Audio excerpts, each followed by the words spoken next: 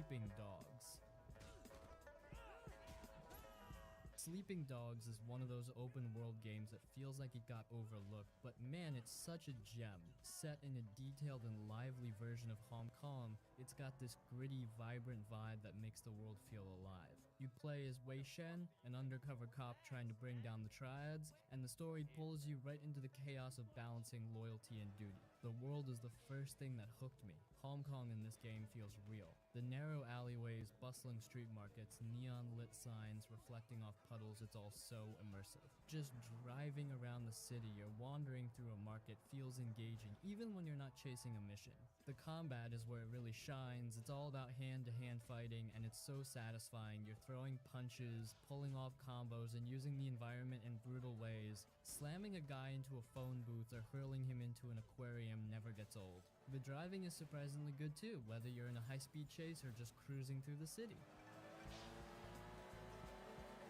The story kept me hooked the whole way through. Wei's struggle between being a cop and getting in too deep with the triads makes for some great tension, and the characters around him feel real. The way they mix humor, drama, and some truly intense moments reminded me a little of a great action movie. There's also a ton to do outside the main story. You can jump into street races, bust heads in martial arts tournaments, or even just hit up a karaoke bar for some laughs. None of it feels forced, it all adds to the world and helps you feel like a part of it. Sleeping Dogs might not be as flashy as some other open world games, but it nails the details. It's one of those games where you can tell the developers cared about getting the world and the vibe just right. If you've ever wanted to dive into a gritty crime story with killer combat and a world that feels alive, this one's a must play. I had such a good time with it, and it's a game I always recommend when people are looking for something a little different.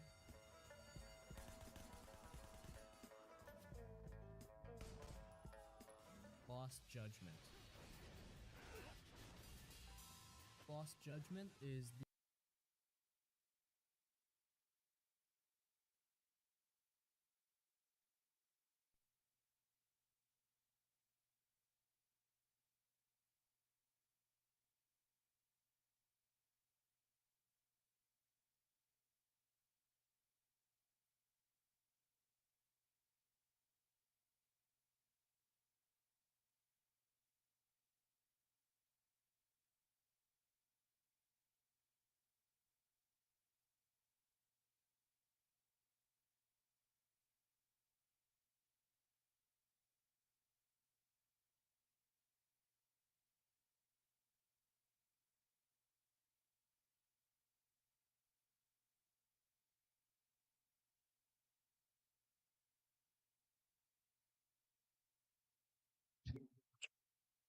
Anyway, like I was saying, I can't switch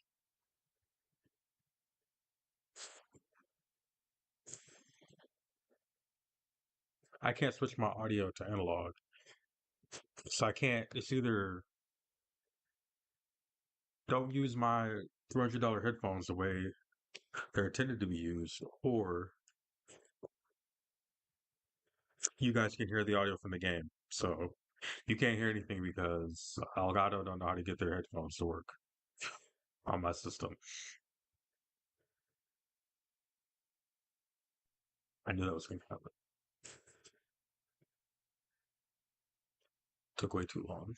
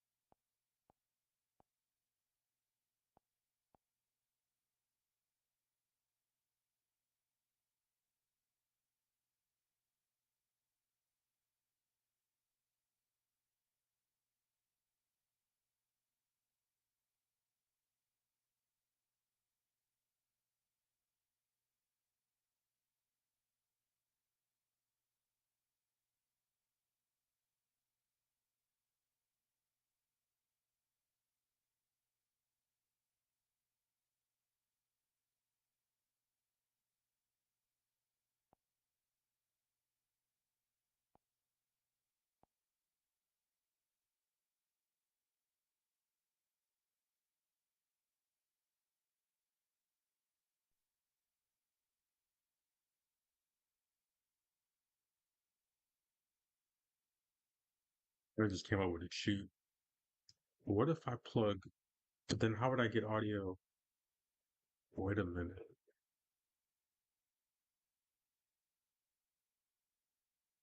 Hold up.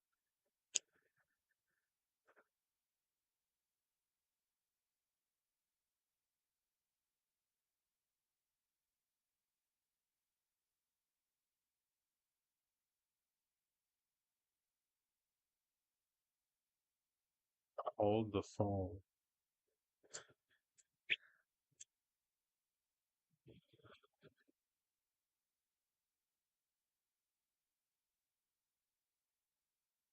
How are you connected? Why did you? I didn't ask you to connect them. Video for you guys. Going to be looking at some of the games under the price of $20, which will actually give me an opportunity to mention quite a lot of Okay, great which one are you games, connected especially with? at this price range. Maybe some newer stuff as well, and more, I guess you could say, premium titles, however you want to describe that. Right off the bat, do want to say Christmas was yesterday. I hope all of you guys had a great time with your friends and family. If you do celebrate, if you don't, hopefully you've been having great times with your friends and family over the last week into the new year and everything like that.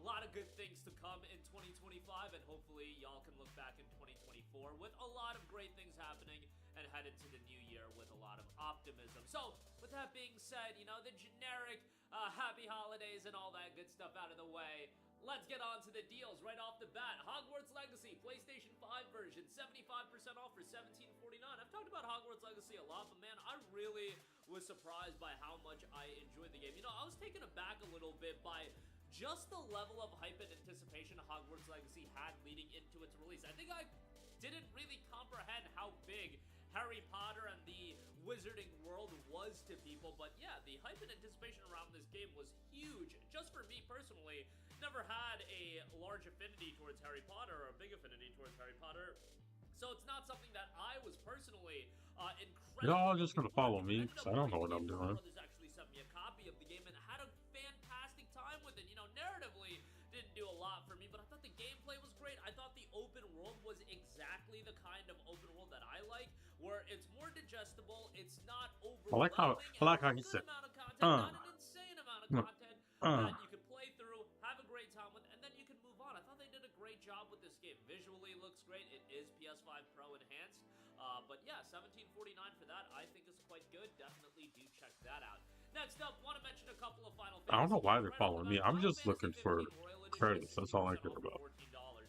I think this is going to end up being one of those Final Wow, Fantasy they games must that all be people lower go level. back to and end Oh, up I'll look that having a up. really That good pause. time Okay, with. yeah, You know, they're all leading lower into the level than release me. of FF15, I had gargantuan expectations out of the game from the standpoint of following this game for a decade, being enamored by the aesthetic and the idea of the story. I was really compelled by that. Unfortunately, narratively, this game's a train wreck. It is a disaster would be. I mean, a train wreck is a disaster, but it's a disjointed Wait, mess. what's Let's this just over say it here? how it is. It's a disjointed mess. But the gameplay is great. The visuals are stunning. The There's nothing soundtrack important is back here. awesome. The characters, while they don't have an insane amount of depth to them, I thought they Nope, were just a like more the stairway. idea Okay, of that whatever. car Just a ride and stairway. story. Just a I think random is like stairway. pretty cool. I think they did well as far as that's concerned. And for $14, you get the DLC baked into it as well. I think this is a pretty good deal, and I think if you did miss out on it, and even if you're not the biggest Final Fantasy fan, I think Now, FF15 here's is a funny low-key one of thing. the better ones to be a gateway and a bridge into I'm the still sequel having to choose franchise. which audio. Yeah, the game is also super easy, which is a little bit of a bummer, but you Chris's know, is graphics what it is card as just will far as not that's work concerned. $14 on that. with me. Final Fantasy VII Remake Intergrade is 62% off for $15.19. I imagine most of you guys have played this Okay. at this point, but you know, there has to be a couple people that might just not be crazy about JRPGs and they decided to skip out on FF7 Remake. Maybe they're hearing about the overwhelmingly positive reception that Rebirth has had, you know, it winning Game of the Year and all that stuff. For a lot of people, it won Game of the Year. FF7 Remake is really good. What? It is nowhere Come on. near as good as Rebirth, but it's still a really solid RPG. Obviously, the first part of the FF7 Remake trilogy, and it only covers really the first very small portion of Final Fantasy VII. But how they expanded it, I thought it was well done. Even with Rebirth, it does feel like it's a little bit padded to, you know, I feel like extend I the should be game doing length, but more I damage also this think it's close. expanded in great areas as well. Had a great time with FF7 Remake. You certainly should play this before Rebirth. I know Square Enix is like, you can jump into Rebirth without playing Remake. Like, come on, man. Nobody trying to jump into Rebirth without. I can't believe they even recommending that. That is like the wildest thing ever. But $15.19 for Remake, great deal there. And the Integrated Edition does include the Yuffie DLC, which is quite nice. Red Dead Redemption 2 for the two people that don't own this either, 67% off for $19.79. All we're missing for this is a PS5 upgrade, which honestly at this point I'm a little bit skeptical on whether or not it's gonna happen. I think this might end up being, you know, like a PS6 re-release or some nonsense like that. Red Dead Redemption 2 is legitimately one of my favorite games of all time. I prefer Red Dead over GTA. That's just always gonna be the case. Wild West hits with me way harder than, you know, the I mean, GTA it is a better game. GTA 5 is so basic. Rockstar does an incredible job, and the attention to detail in Red Dead is so insane. Red Dead 2 especially.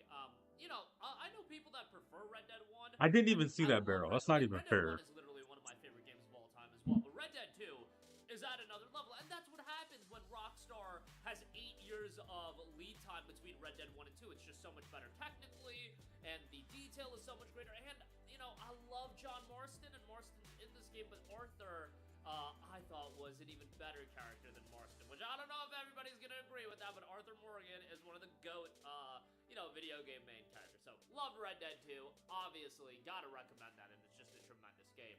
Tomb Raider Definitive Survivor Trilogy, $15 on this. I mean, I'm a broken record when it comes to recommending the Tomb Raider games since the reboot. I think these games are phenomenal. Tomb Raider has become one of my favorite franchises in all of gaming. Unfortunately, we're just not getting these games regularly. Mine too. SOTR, Shadow of the Tomb Raider, came out in 2018. 6 years removed since then. Maybe we'll get the new Tomb You know Raider what? What if? 2025. I think it'll probably end up being in 2016, which that's insane to think What about. if I 8 plugged in years a between third Shadow of the graphics Tomb Raider card? and, Tomb Raider, whatever the Since hell I have it's one gonna be, sitting that's here just- and I just that's run the no fun to me. audio. Like, what are we doing here? Y'all did such a great job with this trilogy. Like, let's keep Laura's story. If I never touched the video, would that work? I get it that these game dev times are crazy, but Would it eat up man, I just resources feel if I'm like just using it for Tomb audio? Raider How does should be that getting work? more consistent game release is all I'm saying, Because I have my very first one, my HD 60S Plus. legitimately, I'm not gonna say it's on the upper Huh. echelon and the absolute top of my favorite games of all time, but it's higher than I think a lot of people would expect. Like, I really enjoyed Rise of the Tomb Oh my Raider. God. Shadow of the Tomb Raider was really good as well. $15 for all three, obviously a terrific deal there. Next up, Star Wars Jedi Survivor, 75% off for $17.49. I don't even know what word you want to use to describe my love for Star Wars Jedi Survivor. Like, I love this game, and I'm not a big Star Wars Me guy too. either. Love Jedi I like Fallen this Order guy. as well, but Jedi Survivor, in my opinion, is a better game Honestly, in every area. I know some people Jedi like it Survivor better is the for sequel narrative game that I standpoint. wanted I gotta Spider-Man side 2 with to be. Jedi Survivor on that end as well. I thought Jedi Survivor, the Man, second as a half of the Spider-Man story fan, that especially, sucks. was tremendous, and just the entirety of it was so well done. A lot of content as well. Like, you got a lot of these open level planets to explore, side content, etc., etc. No, The there main has to story be is something very I can lengthy buy. as well. Jedi Survivor is tremendous. Do play Fallen Order first. There's a little recap video, but y'all know how I feel about that. I always recommend to play the first game. So $17.49 on that is great. Horizon Forbidden West is 50% off for $19.99. Now, this is the base game. The complete edition is not on sale right now. Make sure you buy the standard edition of the PS4 version if you have any interest in Forbidden West, because that'll get you a free upgrade to the PS5 version. Sony, I don't know what to say about this, but they sell a PS4, PS5 cross-gen edition that's always priced $10 higher. What happened was Forbidden West was supposed to be one of the launch window PlayStation 5 titles. It got delayed out of the launch window period where they were going to offer free upgrades for all of the exclusives that came out. They tried to be sneaky and say, oh, Forbidden West is going to be a $70 game. People called them out on it. And then they decided, okay, we'll give the free upgrade to the PS4 version, but they still kept that price structure of the cross-gen version. I know, it's confusing. What I'm trying to say is buy the standard edition of the PS4 version.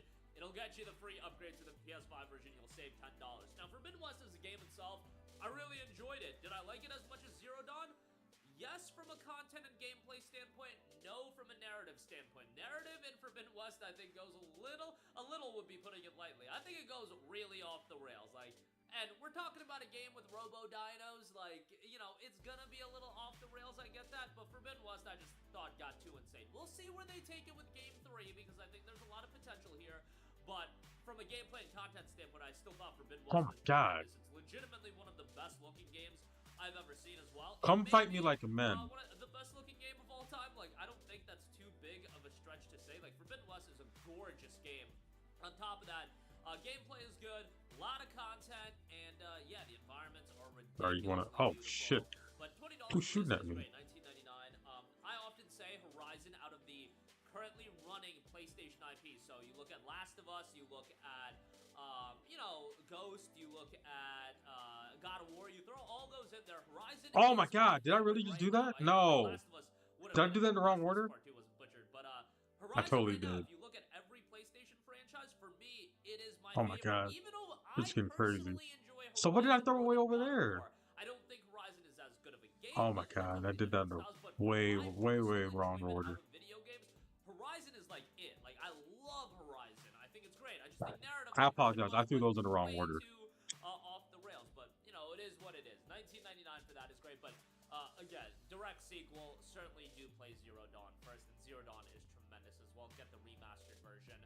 It looks great. Dragon Ball Z Kakarot is $75. Why are you coming over here? Dragon Ball Z Kakarot's a really, really good game. There's some things that are cut out, like it tells the entire story of DBZ, but then they just cut out things that are like kind of weird. Like Perfect Cell's fight with Super Trunks, like the big muscular Trunks, just completely cut out for whatever reason, and that was one of the cooler fights. I know we spent like 3 episodes in the anime of Trunks just hulking up, but that was iconic. That was iconic. So stuff like Oh, I must have threw it and it didn't land.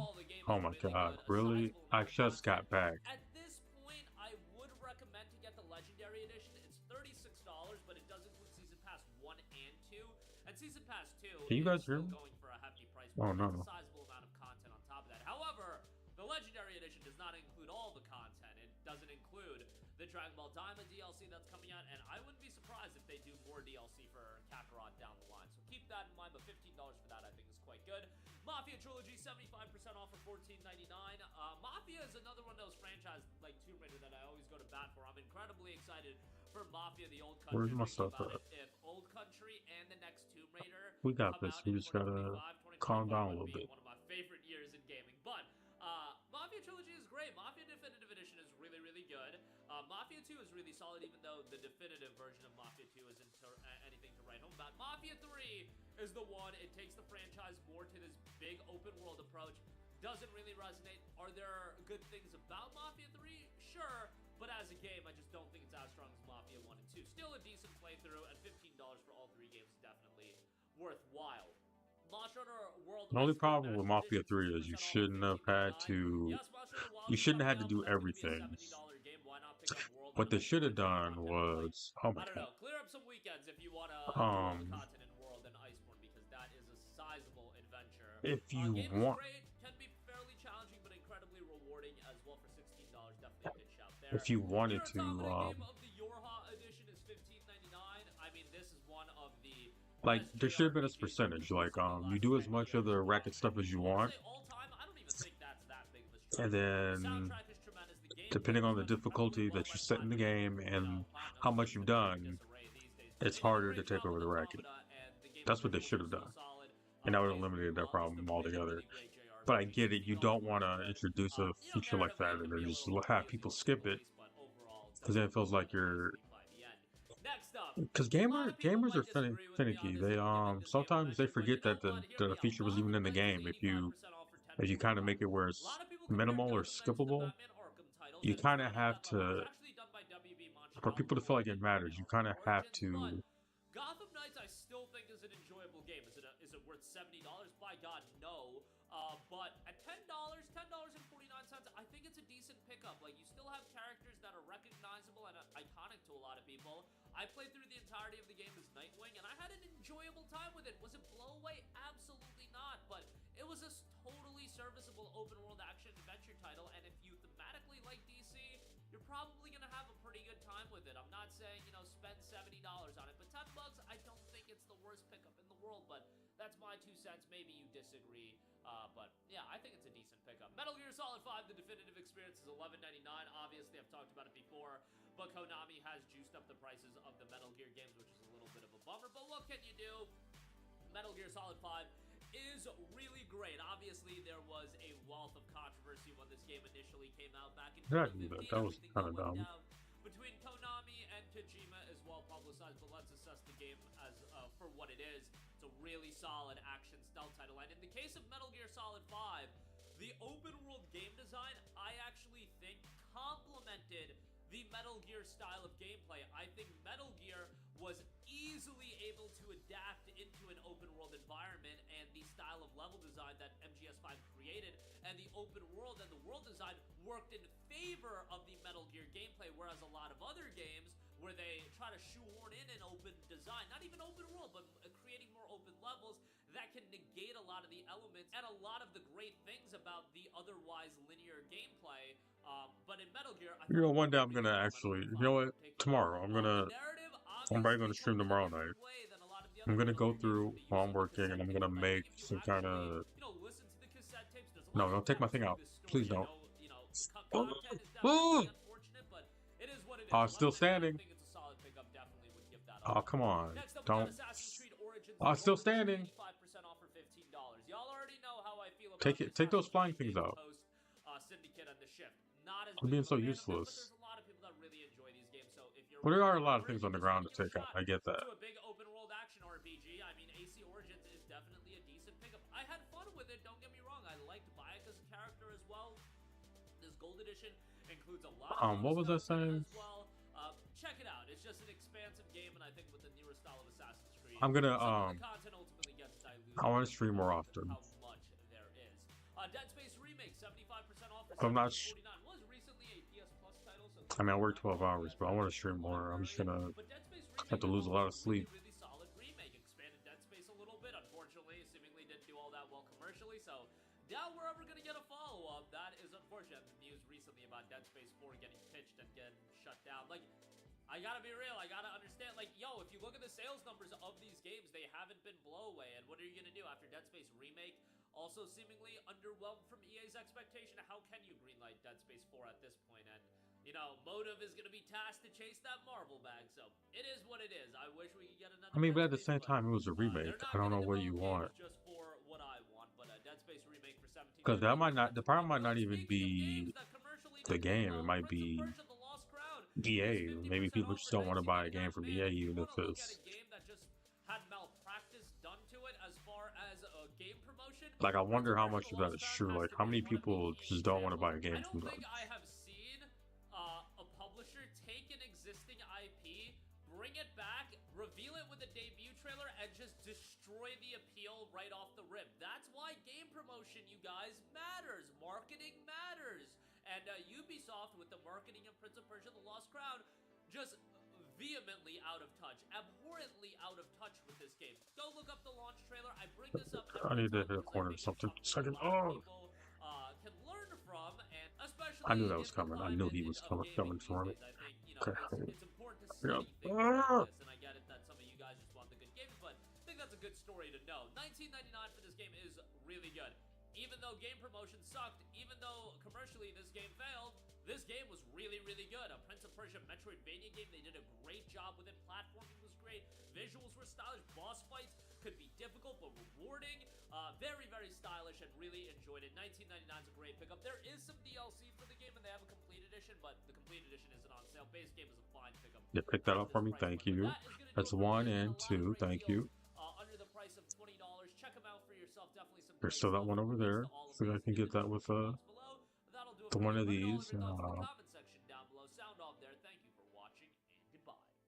Hey guys, we hope you enjoyed the video, and if you did, Now, make sure to what hit the is the subscribe actual? button. And if you're Oh, hold already on. subscribed, do us a favor and hit the bell icon. This way you'll be notified whenever we post a new video. That's the best way to keep up with all of our uploads, and we usually try to upload 2 videos a day. And with the bell icon hit, you'll be notified whenever we do upload a video. As always, thanks for watching. This should be more than close enough.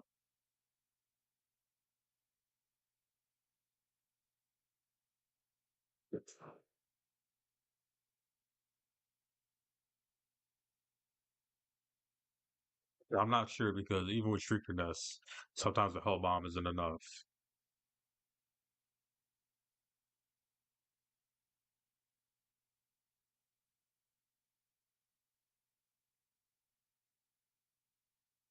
Who died?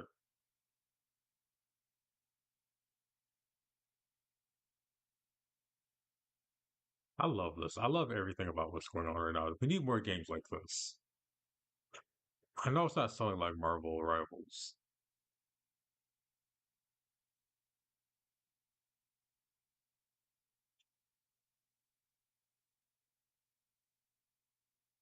Which is so weird when you think about it, because you would think, like, you look at all the games that fail that are like that have PVE in them.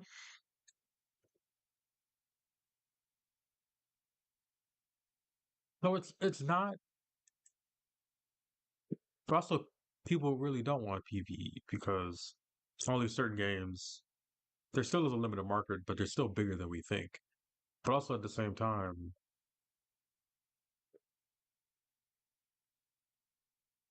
most companies fail at making PVE, like all these multiplayer games and all that, blah blah blah.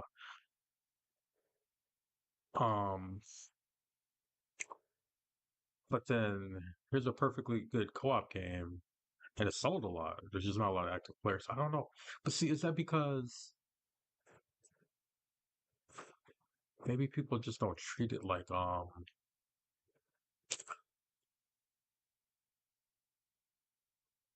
it's not doing bad, but it's not.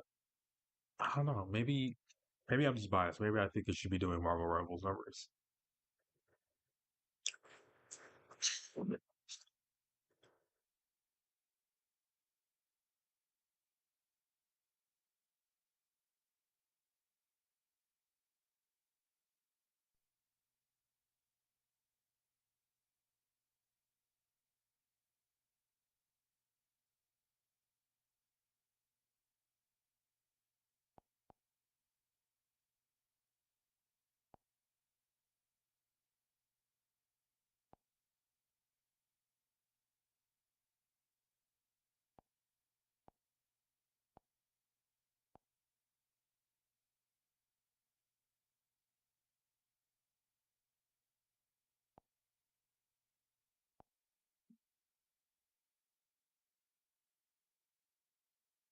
But anyway,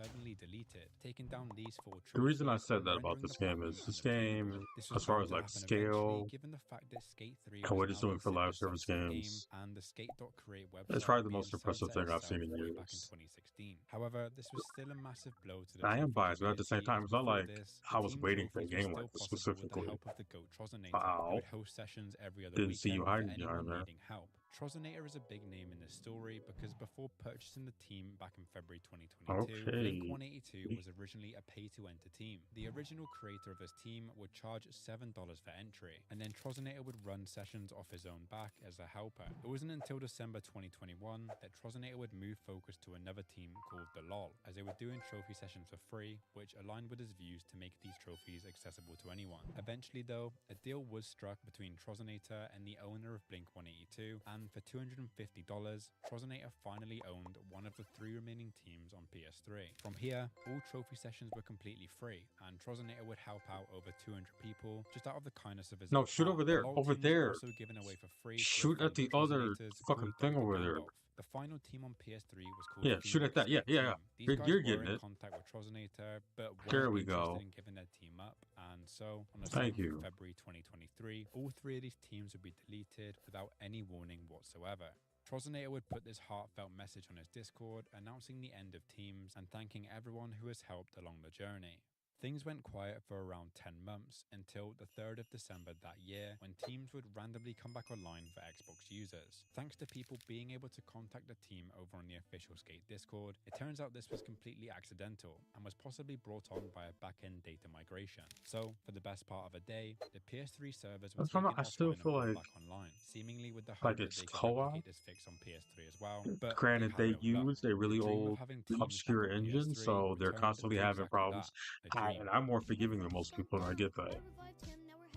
It was on a But I random can't. Tuesday last month that we would all wake up to the news PS3 I can never see teams this had as randomly come back more than online this was a with game. no This is like clear basically an announcement indie game and seemingly no confirmation that as was to why. published by Sony. Trozinator would ping the entire Discord of this and would also update But that its doesn't forum posts mean with the good we news. should be But it judging also it came to light that the 3 previous like a teams were nowhere to be seen. Trozinator's team, with over 100 million boards earned it's like a throughout the light years, double was A game, unfortunately maybe at gone for best. good. Epic Piss would attempt the first trophy session of the night, but would quickly realize I how really unstable the servers constantly were, when I'm playing and it this seemed game and very I'm thinking possible about that it, the PS3 I'm servers constantly could thinking go like, down what's the at any next game moment. going to be like? With this once in a Are they lifetime going to accomplish this on a opportunity shitty handed to us on engine? a plate, I rushed home, dusted off my I copy of want Skate I want 3, the and effect booted the game up for the from first them. time in what felt like forever. I don't want them to I be called my bought out by team Sony. I'm Platinum tired of Keys and companies headed getting bought into the out. world It's of not. Skate 3, and It's really not honestly, as good it as felt people so make it good out to be be. back.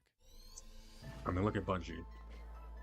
But some of the stuff Microsoft's done this year. But there was a problem. The servers had been pretty spotty I for do a want while, but Sony with to the sudden support them, but I influx don't of want them to people own them. alongside Then I want to everyone see now what being able to happens. create their You own get a good teams, engine, the servers were and not you handling it you very have to well, worry less and no matter about how many each times I tried update to breaking sign the into game. EA Nation, the game Not just would not balance let me wise, in. but With literally already like. approaching midnight, I felt it was probably best to just give up and hope the teams were still available in the morning.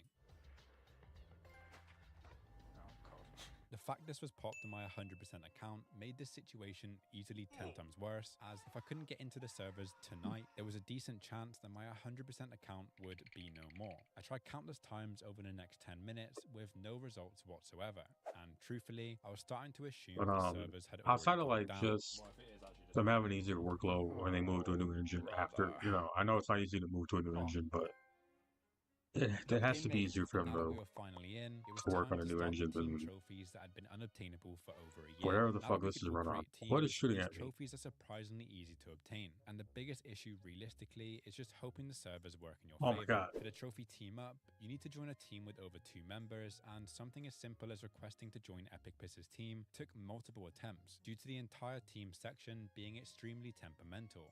So it says problem connecting to EA servers. Let's go! I can request to join now. It's come. Because me, you, 4-5. Oh, I got team up already. Now that we were finally in a team, talking I want about to try team something practice could be stupid. attempted. I say attempted because Wish me having luck. 6 people in the same team lobby was something the game had not Right experienced in an entire year, and it was a team effort to Beautiful. get this working first time around. Yeah, I failed. What does this mean, blood? Is it crashed? There we go, talking about team This practice. one's more flat, so it should go. just also no.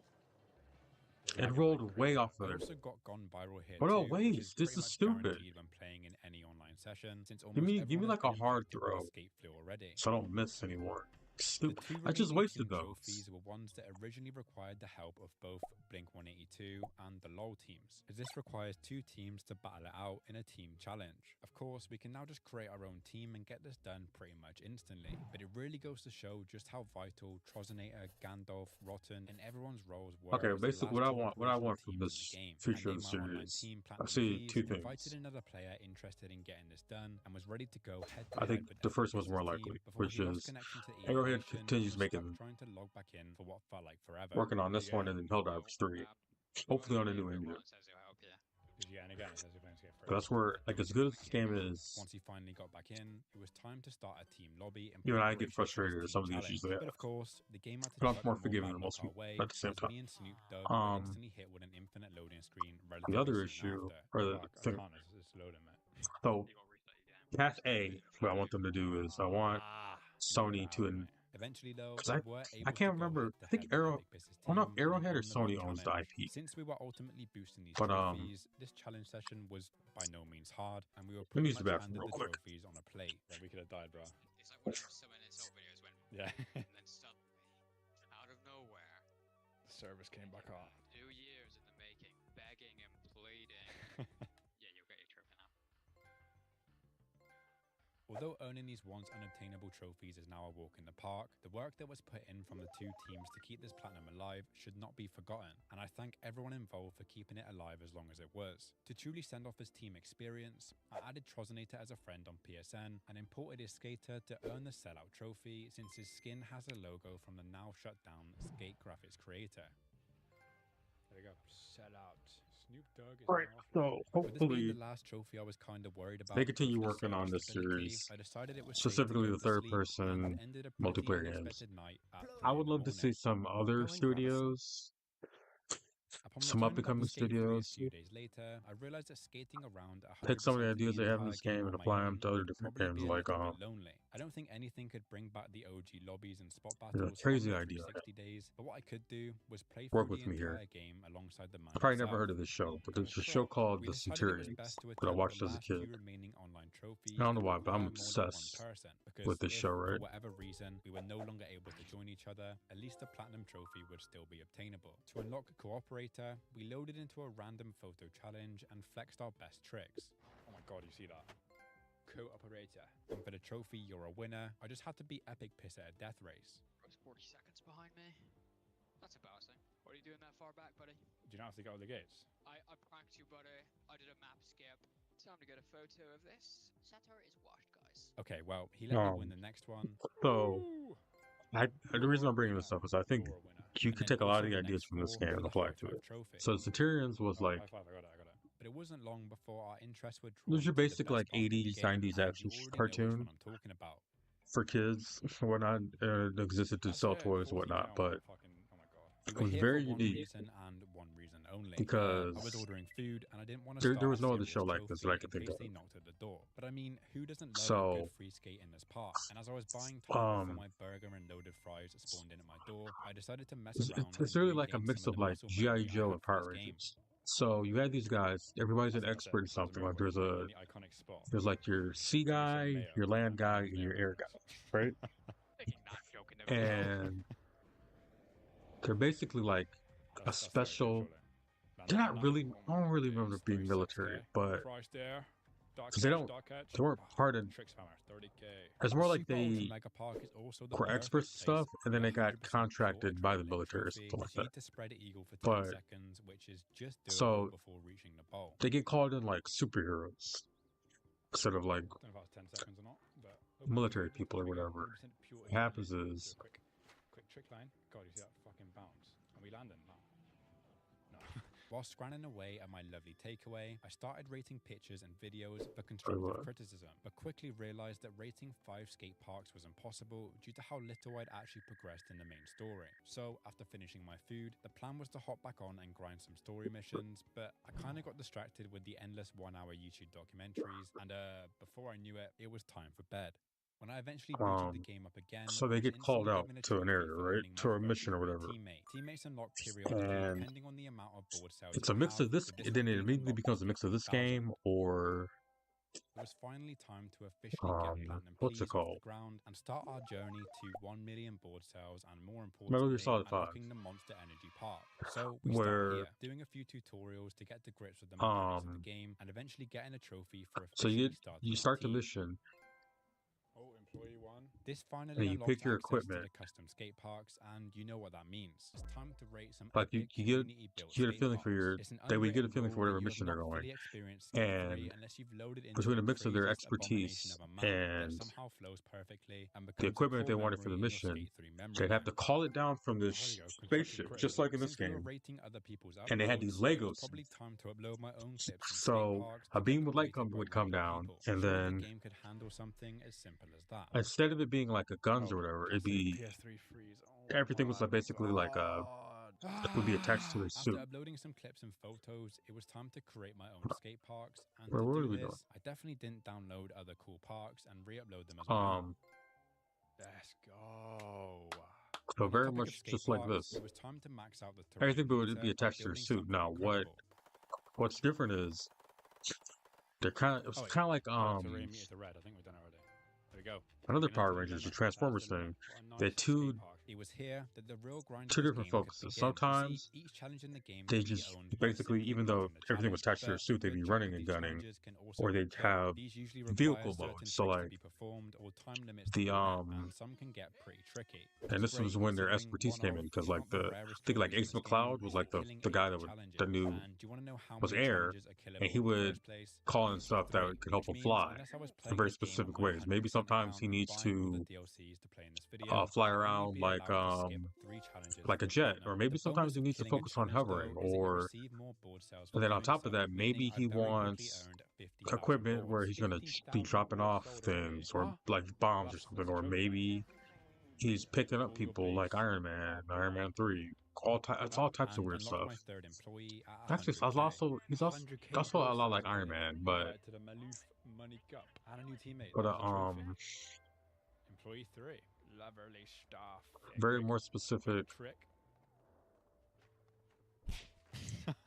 The first set of challenges I chose to kill were death races. At this point, Like, they Epic don't have a Pierce was off default doing his own suit. thing, and these races were super easy to kill. Essentially, the only requirement was to beat the time set, and these times were surprisingly generous for something that should have been a hard accomplishment. Me and my AI friends raced through some iconic spots, like the ditch and the quarry, before eventually the death races were complete, and we unlocked the first of many challenge-specific trophies along God this damn, journey. that took forever. What a great ending to the death races. I think that should be a trophy. I think that's the last death race. 200,000 boards sold, just like that. But There we go, Speed Demon. Now, this might be a hot take, but Danny Way's And you know Flying what? Dream See- DLC, in my opinion, holds one of the best locations in the game, and I was itching to skate where down I that think leg this is a around good once idea. Once again, the plan was to do the DLC after the main game was complete, but I mean, it's my video, so we decided you could to do it take that now. general There's 3 idea, DLCs in this game that have trophies, and make 2 it that don't. work The for DLCs the are amazing, and for someone the, that loves Skate 3, this Helldivers just adds universe. more stuff to do that I make would've them a happily different done type in of, the like, main game instead of anyway. Helldivers, they're We can like, I start don't know, with the Maloof Hell Money Cup 2010, which is set the year Hell after the SWAT. Maloof That's 2009 look at Cup that. from the base game. And again, possible hot take here, Like the Hell, Maloof like 2009 like Cup what? is Hold on, 100 times better like than this what? DLC. It's not to say that this DLC There's a more is bad, specific but version nothing that I'm can beat thinking. that ramp to grind in the base I'm thinking game of cup. like, because I'm thinking of cops are local. What do you call? Even though they were working in like This cities DLC and whatnot, consists of they're a not large flat overseas ground or for an anything like that area, in a and then war. another location with ramps and I don't think it's the monorails, terms which as is probably the better cops one of the two. or like Starting this SWAT or DLC cops, also and I don't think a introduces us Helldivers to is that own the either. lots and own the spots. Because it's These definitely aren't unique military. to the So DLCs, what's and the are heavily SWAT present in the equivalent base of like game military? also, taking up a large portion of the platinum journey, alongside that dreaded mass murderer trophy that I'd be attempting as I went. However, own the spots are probably one of my favorite things to do in this game. You are given a spot, and you have to own it. Literally that simple. Of course, you can kill them too, and we attempted as many as we could along the way, but killing challenges online is a bit different than playing solo. The game forces both players to kill said challenge, so if Epic Pierce killed a challenge but suddenly my controller stopped working, then he wouldn't be rewarded for the kill. Back to the topic at hand though, own the lots are similar to own the spots, but these cover a larger area and have around 10 or so challenges to complete. It's a bit hit or miss as to whether these are actually hard or I not. haven't really as thought this sometimes they're through. I really relatively just thought doable, the and then two. sometimes I just they're been really asking thinking me to about pull like off how a close 720 those I spin feel like with those barely enough premises time to are. do so. But Doing like these own the lots and own the between spots Helldivers and awards a Metal Gear generous Solid, we're three like trophies along with the other 2 trophies from the the photo type of changing challenges gameplay and that the first brings, contest. because Truth be told, these DLCs are not that long at all and can pretty much be in those wiped out over the games, course of 10 or one, so hours. It was they have honestly still a they have fun a, I won't say a DLC, niche, but they have a I'd really have to give it a solid specific 6 out of 10 purely for the gameplay fact that style, the open maybe. flat area was a bit repetitive And challenge-wise. Bands, bands, bands. How about if I chuck a band at you? You can like stop. this is a really good third-person Ignore your shooter. bodily functions. Just Has very wake up specific for 12 mechanics hours. around it, and the same thing with Metal Gear. It's a third-person stealth game, As we were but saving the best it's for very last, specific mechanics and Sandman whatnot. Party Pack was the next DLC we played. Um, The whole vibe of this DLC feels like you're going around skating on public property, and it really nails that city vibe I feel it was going for. The DLC is chill, and it's probably I'm the about to most leave because this realistic game one out of the glitched. 3. But I can't help wonder how big this map could have been if they continued with it instead of Yeah, fencing off I'll all just the bounce unfinished now. parts and hoping nobody would notice. You can I haven't really genuinely thought just out how jump like over these fences and skate around the all direct the parallels bounds up, with but no like repercussions or barriers, and I can't really find the reason so if you were online to as to make why a this game was the that's case. more This like the Metal Gear DLC Solid also has game, heavy emphasis on the film and photo challenges, to which like are if pretty much what they sound like. You pull a trick for a few pictures, or you do a trick line for a promotional film. These are if you wanted also to make a more challenges single that are player present game, in you'd the make it main more like game, Metal Gear and the Solid film 5, challenges are probably some of the hardest challenges to kill, and with it's the how same many idea. tricks you You need to pull off but back to you back. My focus on personal maybe favorite maybe challenge in two. this DLC Don't is the focus double on loop doing photo, like 3 or which is 4 something I people, don't maybe think just we 2 see people anywhere else at in the game. most, I did it as well. Okay, so and they're longer. The I controls guess are a these bit aren't weird short for this missions, one but like though, as they go inverted but then it's not really return even. to You're not even normal doing in the span missions. of You're a few doing seconds, but it's very cool nonetheless. campaign type stuff. Oh, I did it. Actually, you know what? The structure of the Metal Gear Solid 5 will work great for The this only game. lot here is And probably one of then the best things about this DLC as well. so But from a quick you're going glance, through it that, does and it's look all kinda connected. plain and concretey. And you're still selecting missions though, but it's all Overall, though, connected I like in give Metal this Gear DLC Solid a 5. good 8 out of 10. I feel it's better than And the you're Maloof DLC, just like in because this it just game feels in more the Metal Gear natural Solid 5, and you're not slowly restricted to getting a more contest. equipment But with the and you're map building a being base and all expanded that. way beyond the barriers, who knows what And the key real to the plans they gameplay have for this is DLC and what possible challenge spots we missed out on. But finally, it was time. I mean, it's for the basically best just Metal 5, DLC in Metal Gear arguably Solid the 5, best but location in the entire it's game, Helldiver. Danny Like, it's a Wade's shooter. Hawaiian Dream. The ramps in this DLC What's are Helldiver amazing, mechanics? I'm and I not, would like, confidently I don't even say know how that to every own the spot, own the lot, explain it, because I'm photo, just challenge are pretty much just make Metal flawless Gear in their Solid 5, but you're a execution. It Helldiver. really cooked with this one, and I couldn't think of a better way to end this DLC segment off than ending it with jumps But like then this. if you made it Centurions, you could also do it where you're There's 7 trophies in this DLC. you're and mixing basically now all you're of them mixing and involve matching some kind of stratagems and massive guns and all ramp, that. except for 3. Layer You're on the line, also, Danny's demo machine and street locals only. like I said, you're Danny's demo considering things machine like is pretty much exactly am I what it gonna says. take It's a this trophy mission? Am I reward gonna for try to completing do it both as of these a? demos, and these demos are more or less Because you know teasers what? for the challenges to come. That's one major difference between Helldivers and The trophies actually look really nice as well. Danny Ways. Layer on the line Metal Gear Solid showcases a 5. very unique spot over the water, requiring you to foot plant over the wall and make it to the other side. There's just something about the spot that feels like it would be attempted in real life, and if I managed to pull it off properly, I'm sure the pictures would have looked amazing. Okay. What am I trying to say? Layer online. However, and yes, there is a Oh, however. like a This Centurion area shit. for the trophy Are you street gonna locals only start is a running probably gun the on your only thing feet, I or kind of you dislike instead of about like this pulling a DLC. vehicle like It's you not would even get a dislike, vehicle in but it's this more of game a, or Metal Gear Solid this area's 5? alright kind of thing. The DLC You are the shoots vehicle. itself in the You feet could a bit, going add from insane jumps and fast-paced ramps kind to of a like super the slow, massive, almost flat ground area. the Luckily, thing the in the trophy isn't Platinum focused games. just What was on that? here Platinum though, as we do go Transformers. back to One of the cool Transformers water games made by area, Platinum. and this time skate the entire And that new thing one in that's an coming own out, you type kind of be situation. switching between See, the what two. this can also be You could considered also a kind of fun do that in area this game. is actually stuff to do and things to gap and grind. Thank you very much, EA. Trophy. Streets locals only. To wrap up the DLC, the remaining trophies are all focused on the big ramps, contests, own the lots, films, and so on. These were extremely fun and honestly felt like I was just reliving memories from all those years ago. But instead of some random online friends, it was just one guy called Epic Piss. None of these remaining challenges were too hard, so we locked in and earned the remaining trophies to bring this amazing DLC journey to an end. So what other kind of games could they make in this universe? Because you got that one. Oh wait. There you go. You know what I've been also sticking? Own the lot. Own these nuts. Like you could take Helldivers Easily a 10 out of 10 DLC, and you could expand one it that I just will like always come your back Star to Wars when stuff. hopping on Skate 3 for a But quick because freestyle session. But now there's the bulk of the so much platinum was upon specificity us. in how the Skate games 3's work, and that platinum like is it's one kind of that on paper is pretty repetitive. I The don't think idea that you have to play I mean it's countless debatable. contests, And it's probably photo not as challenges, hard. film challenges, and multiple own the lots and Like it's not the spots same can thing as seem Dark pretty Souls, daunting but like and boring. However, this didn't really feel like the the case point at is all like when things playing are through the unfair and it's a game. really Skate hard 3 game or will always whatnot. be one of those You games can that I apply play that for hours and you can hours build a and whole never get universe of bored. Whether games. that's Is for what I'm nostalgia thinking. reasons So or you got because that the single game is player one, like I genuinely one of the said, best where you're games more from like that a era, SWAT it's safe person, to and it's say that mixed this like platinum journey Centurions, that was whole far too cartoon I boring, watched. and it You can truly do was a like a blessing to dogfighting play through the game. video after believing it was gone for good. To simplify the platinum into challenges, we have contests, Hall of Because I Meats, wonder if you pro could mix that challenges, own the together lots, own the with this spots, game film in some challenges, way, photo challenges, the live and also death races that with the I've live already service done. For each of where these you're challenge types, affecting. there can be anywhere That might from be a too few much for challenges any to team 10 to though. 15. Now, because you're given basically 'Cause I every mean, mission the after people who beating made the Eve do tutorial it. section, these trophies can be attempted at any time, in any order, and this approach to the 100% grind was really nice to have. If we got a bit bored of doing own the lots, we could just do a few contests to pass the time while also ultimately working towards the platinum trophy anyways. So this is exactly what we did, and started our journey off doing the Maloof 2009 Cup, not to be confused with the 2010 I'm sorry, NYC my Cup from the best DLC. friend is trying to convince Ooh, me she baby, has a I PS5 like now. That's raw. weird.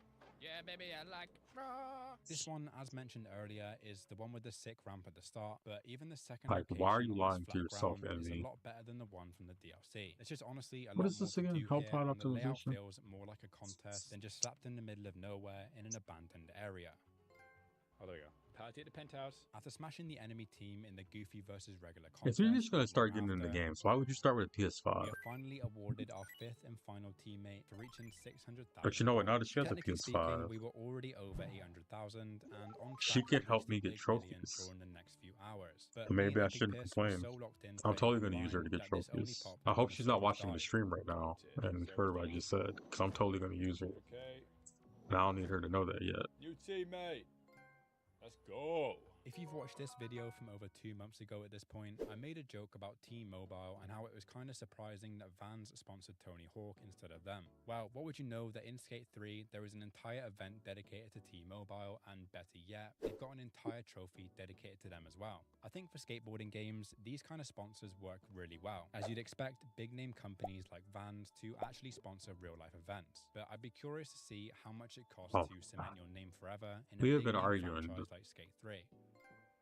T-mobilized. If everybody's watching this, I'm gonna look at the chat These are soon. basically what they say in the name. Because I Street just don't. contests are out and about on what seems like I need public to Google property, it. and the transition contests Hold are on, let on me see poles that. and ramps that you can ride up on to perform tricks. Both of these contests are required for the King of Kings trophy, and in all honesty, they were probably some of the more repetitive things to attempt in this game. Other than the change from city areas to ramps, the premise of these two contests remained exactly the same. The best trick, a jam session, longest air distance, that kind of thing. And it wasn't until about halfway through this contest grind that I would finally reach 1 million board sales and technically reach the end of the story for Skate 3. Oh my god.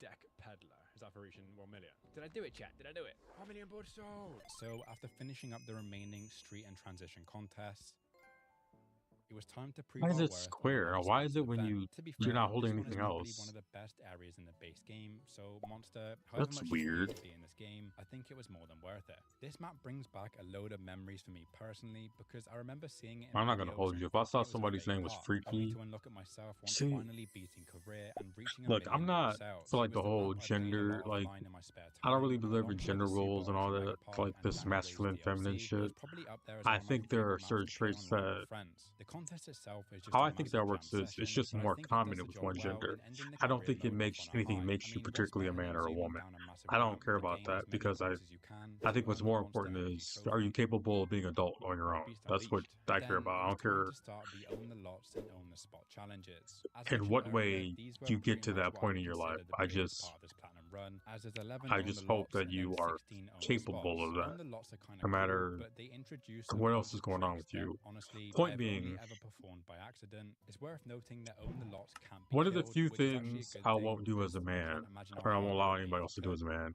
is when all these like rappers, entertainers, all these people come up with these stupid names. I'm not calling anybody that Own shit. the spots were a lot more I'm enjoyable not. though, as it was all about getting a I'm score not. high enough to own them, I and just then said an it. I'm even not higher score repeating to that kill them. Doing this that guy's online with name Epic again. Piss was great I'm not because the calling highest score was LD the displayed as rapper a LD, session that white best, boy and of course I who's was a up there comedian most who of the made time. a What I rap also career love for about Own himself. the Spots I'm is not that there's calling more him of a that. focus on actual skill than just random tricks from the trick guide. The combo feature isn't used here, so getting enough points for a kill means doing enough tricks in a grind without bailing to reach that kill requirement. Oh yeah, and this section also includes one of the hardest challenges in the entire Hello? game, Grinds Yeah, of they can't hear me. Destiny. Not to brag, but owning the Yeah, I'm spot not was calling pretty him that. simple, and I did it on my first attempt. This was definitely not down to luck, and it was purely due to the tricks I had learned up until this I'm point. this close But to going. 2,000 I'm not points for the calling. kill is a pretty challenging one, and let's I'm just say this Birdman. took I us a don't even little want to bit call him longer to Birdman. I don't do. want to talk about Countless that guy. I attempts hate were that done guy. here, and we were stuck on this one for quite a while. But with each failed attempt, I slowly started to perfect my run. I changed my spawn point and just hoped the board would connect with each rail instead of sliding off. And eventually, there was progress. 1,436. Oh, 1.4. 1,786. Oh, I got it. Oh, no way. 1.7. 1,847. 1.84. And then I haven't even had more than 1.2 that well. 1.1. oh, this is it. Well, I should have done that one first. This is it. Get off. Let's go. 2.24. Epic Piss took a little bit longer on this one, so in the meantime, I wanted to see just how far I could push the high score, and ended up with a pretty respectable 2,894. We planned on Grinds of Destiny being the last spot, but I missed one and had to unfortunately drop the trophy on this pretty boring ditch spot. Ain't what it used to be. It's called Enjoyment. Clearly you don't know about it because you play the can't. Rise a cock in a feet. You know that. Golem's my favorite game, guys. But peaked 16 months ago. Let's go. Spot monopolist. With that taken care of, I picked up a few miscellaneous trophies like calling an AI skater from your menu to skate around with, Trophy. Making a buddy call. and grinding down what is presumably one of the Are you gonna longest start routes shooting in at the these game. guys over here? Put on. You don't see these guys over here? It's just me.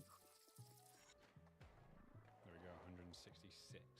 Game's nearly done already, man. How do you? They're like right in your line of sight. You can't deal with them. Before You can't do starting the anything photo and film right now. challenges for these two trophies. It's against your programming. No one else can feel it for you. Only you can let it in. Now, to be honest, like Own the Lots and Own the Spots, these challenge types are very similar. Photos Did being he- on the easier Wait a side minute, and did you films take out being my on the lightning longer rod? side. And both were pretty simple. did you to own, survive that? but then pretty difficult and time-consuming to kill. How? So time-consuming, in fact, that me and Epic Piss decided the best course of action would be to kill these in our own time, since the game requires both of us to kill a challenge for it to actually count. Because of this, the photos went down extremely easily, since the own requirements were stuff like gap over the road, gap into the wedge, gap into the water, and not 360 kickflip blunt slide across the entire map. Sexiest skater alive. Films were basically a mini version Can't of target Unlock, it, so I but can't you get a use cool my film special sequence at the weapon. end to show off the tricks What you am I perform. supposed to There's do nothing here? of real importance to show you here, but the final film before the trophy had to have been made and just not tested, because even the own requirements were pretty hard to do. Specifically, the final task to gap into the bank. Why? What is like I the ended up rule when completing things this one bounce in on this game? I accident don't as get a it. checkpoint It's starting to counter piss me repeatedly off. failed. But just as we predicted before attempting these together, Because if like one person in gets Division lucky, 2 the other person and 1, does not. It's gonna I was be on the very best on point memory. with my turret placements, and I Now, can't don't do really that in know this how game. this happened, And but it's the next bothering me. attempt So went down you a have no lot idea smoother, and how bad it's surprisingly, bothering we me. both made it But if onto I a keep ramp throwing with these, is it minimal gonna effort. eventually destroy it? Lock in then. Do you just crash right underneath it? No, like fully landed. Oh, I just landed it as well. Let's go.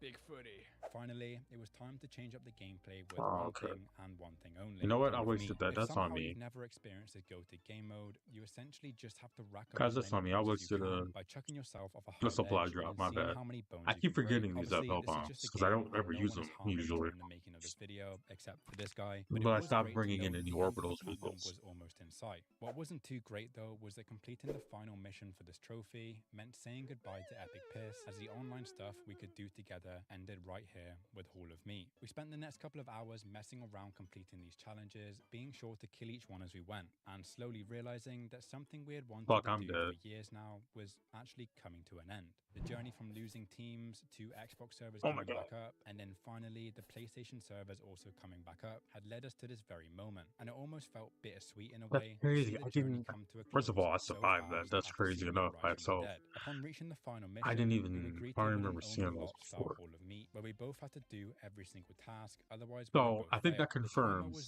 those really don't the biggest attack. problem here, as there was just so many tasks to do. Theirs and not don't enough attack time to do them, it in. but ours attacks Come on! us. Buzzer beater! Nah, I ain't making it, bro.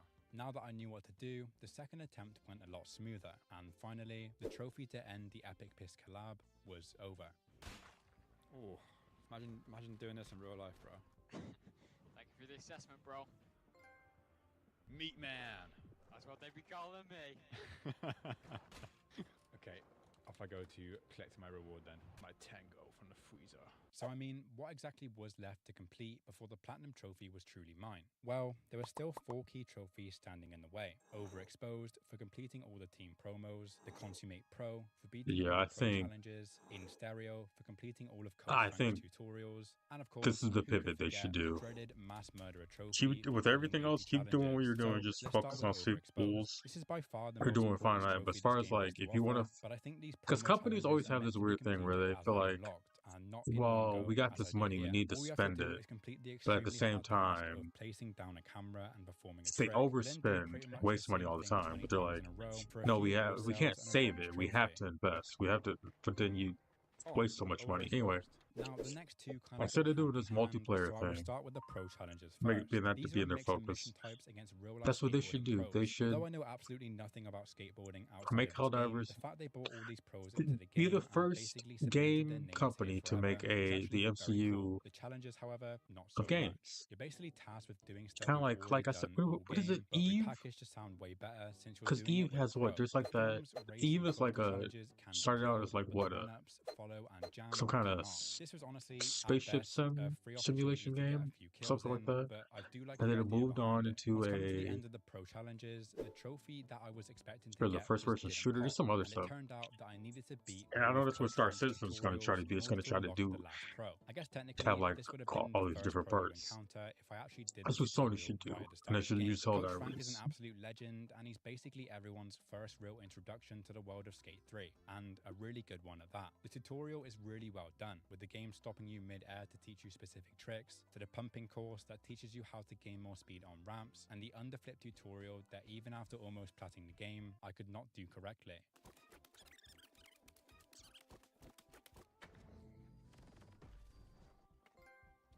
In stereo, that's for doing all the Coach Frank tutorials, and then this should be the last one-up guy as well, I believe. Yeah, Benny Fairfax, one-up. Now I got a little surprise for you. You can get out there and hang out and show off with your friends, or you can take on Stereo's own Benny Fairfax. All right. How about a game of one up? Being a tutorial pro, this guy was not Oh, hard at all. Pro to 588. Okay, watch and learn, little bro. Watch and learn. Look at that. One up doing a single trick, mate. And to be honest, a part of me wishes I completed this tutorial ages ago so that this was not the final pro challenge that unlocked the trophies I had been working all game to achieve. Oh, he actually might beat me on this. Yeah, he's beat me if he actually gets on his board. Let's do one more trick and you beat me. Okay, okay, bro. Trophy! Good game, mate. You're about ready to hit the streets. Good game, mate. There we go. The Consummate Pro. There's not even that many trophies left now, actually. Oh, is that what you've got? Which I believe. this ain't gonna work. There's too many other enemies. They're not We gonna should focus get on what I dedicated. need them to shoot Oh at. my god. Game's basically over. With every single thing in this game completed, all that was left to do was kill the remaining challenges me and Epic Piss skipped the first time around. I counted already. I've done like 55, I think, and I haven't killed any films really. Platinum's already over. It's been a flippin' lovely time. With so many challenges left, it just felt right to regroup with Epic Piss and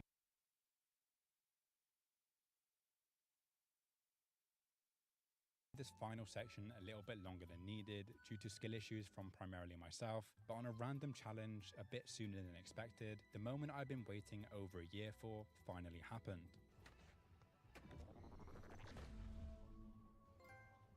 Oh, mass murder already. I'm platinum trophy. Okay, let's go. This was honestly a video I never thought I'd be able to make. Me, alongside everyone else, presumed that teams were gone for good, and to be able to play this game and create content for you all to enjoy is probably the best outcome I could have asked for, and I really appreciate every single one of you for watching. Again, thank you. I'll see you all again very soon in the next one. Bye-bye!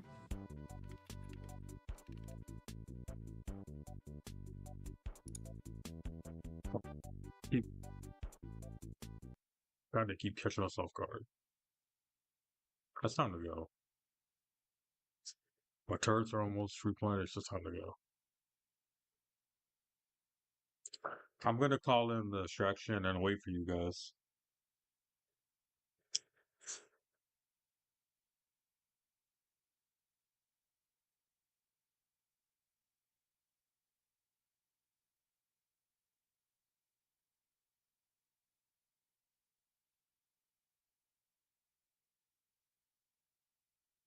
Wait. Ah, fuck. Never mind. I see a yellow light. I gotta go for it.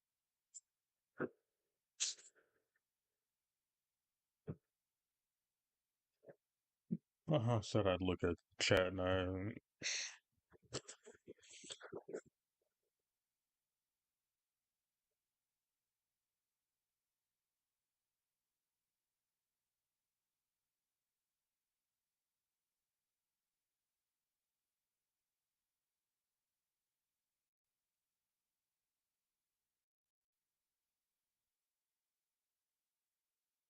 Yeah, like the two games. The reason I'm so obsessed with Metal Gear Solid 5 and Shadow Mordor, Shadow Wars, because there's just no games like that. And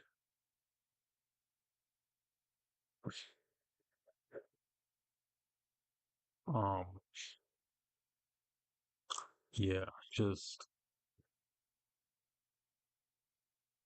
I guess it's just kind of me being petty and hateful, but I hate the idea that like everybody wants the industry to follow Elden Ring and Last of Us. And I'm like, we have enough Souls games for one.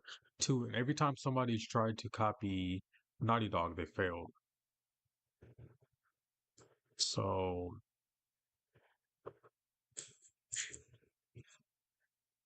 I like I'm okay with people like the companies who are like I feel like the right companies are making Souls games, so I have no problem there. Like even Respawn when they made the Jedi games, I feel like they made the right decision because they're really more influenced than actually making Souls games. I feel the exact opposite way with Red Dead 2 and Last of Us because I just feel like I think ultimately, and I'm not trying to save face here. I know people don't like what I'm saying. They think those are some of the best games of all time, and whatnot. And I'm the crazy person.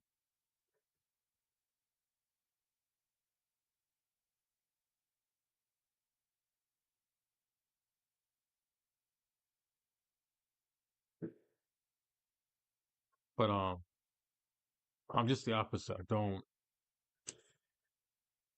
even the two Legend of Zelda games, the most recent ones. I don't think it's just bias because I think when other companies try to make those games, I don't think they have the same skill sets or the same type of ambition.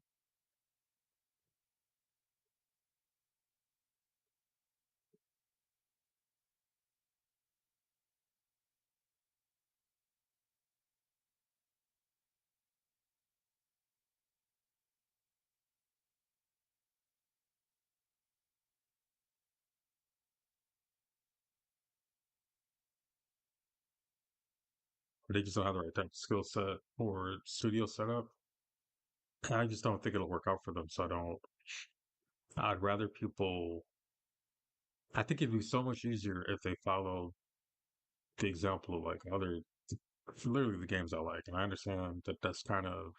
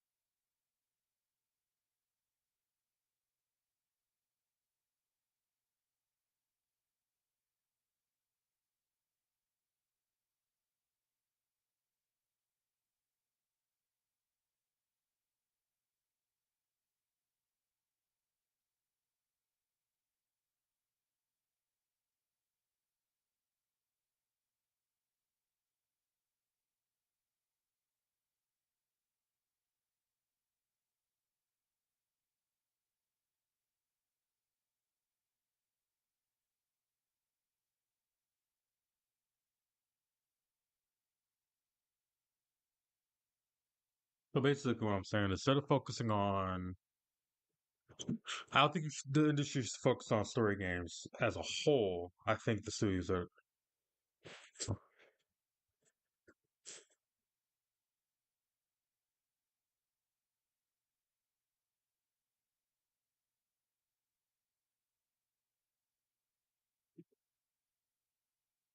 Um,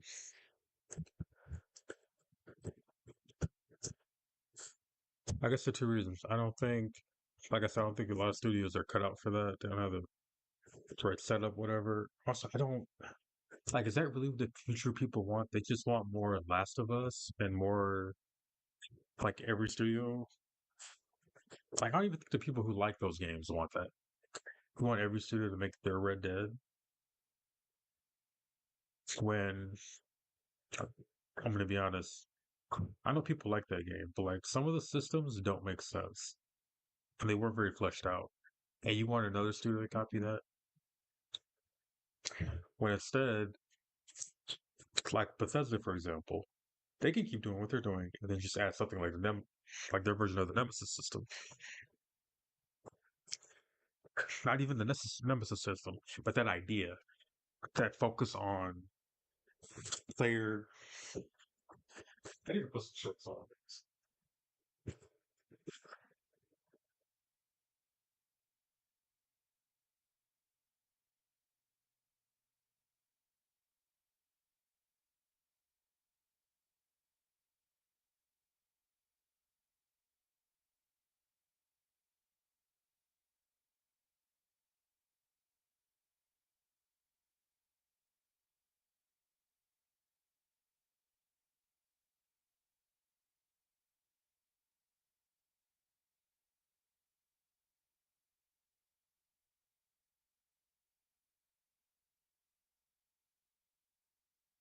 How did I do?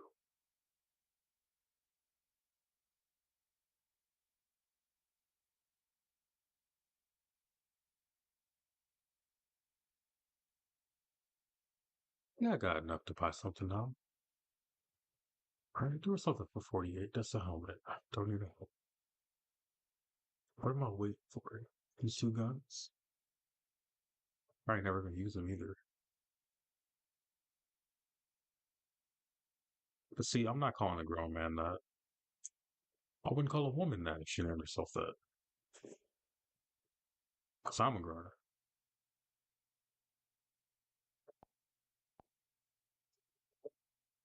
But yeah, like,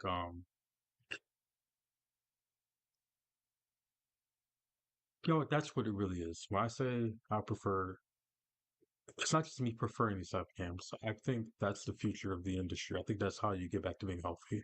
Stop focusing on multiplayer and all that and story-based games. I think that's actually more niche than people realize.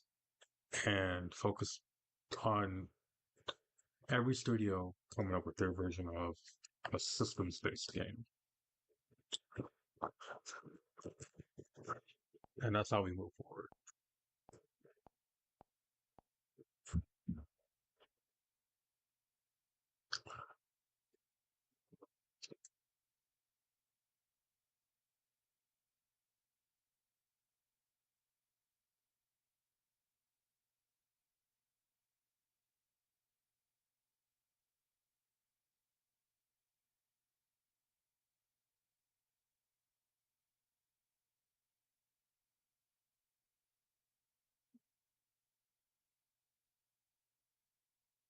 Like even this game, this is actually more systems than anything else because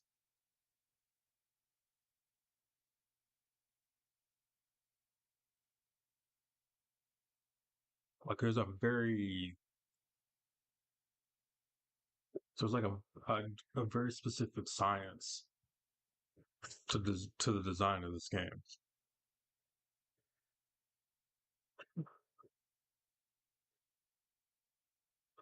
I want to do I guess I have to host it myself. I'm gonna go down a couple levels. It was really hard. Last time I tried one. No, I'll try this at 9. Let me just look for one on the map. Um,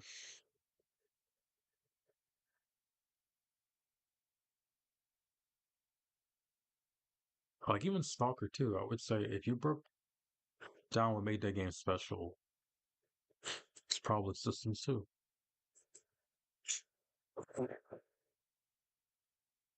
So why is it on the map? Hmm? If it's full, why is it up here? Don't show me stuff that's full. Is this the only planet? Right now it is.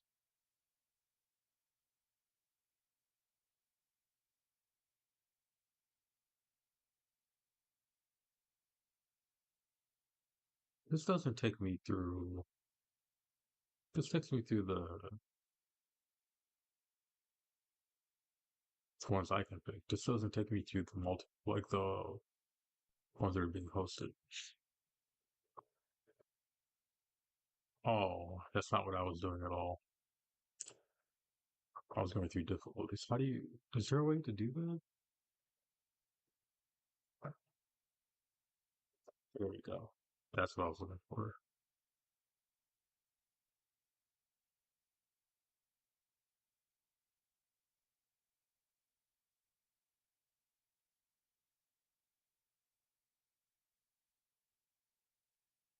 Come on, somebody's gonna be doing it. Nobody's doing a. You know what I do? Let me come back. I do want to try some more bot missions because I've been neglecting them. For some reason, I'm just not. And now that I'm playing the Illuminate, who can also shoot back, I'm trying to be more open to it. But it's just I don't know. When I first started playing the game, I just stuck with bugs. Matter of fact, let me play a bug mission and then a robot mission. I'll go back to you a little bit. Hopefully, they're here all night. Are there no bug missions? Y'all gotta stop doing this. There's just no major order, right?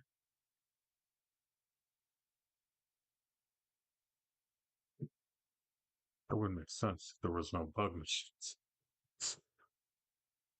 Because why would you make the other two factions timed? You always gotta have those if you're not gonna do Illuminate all the time. That's stupid.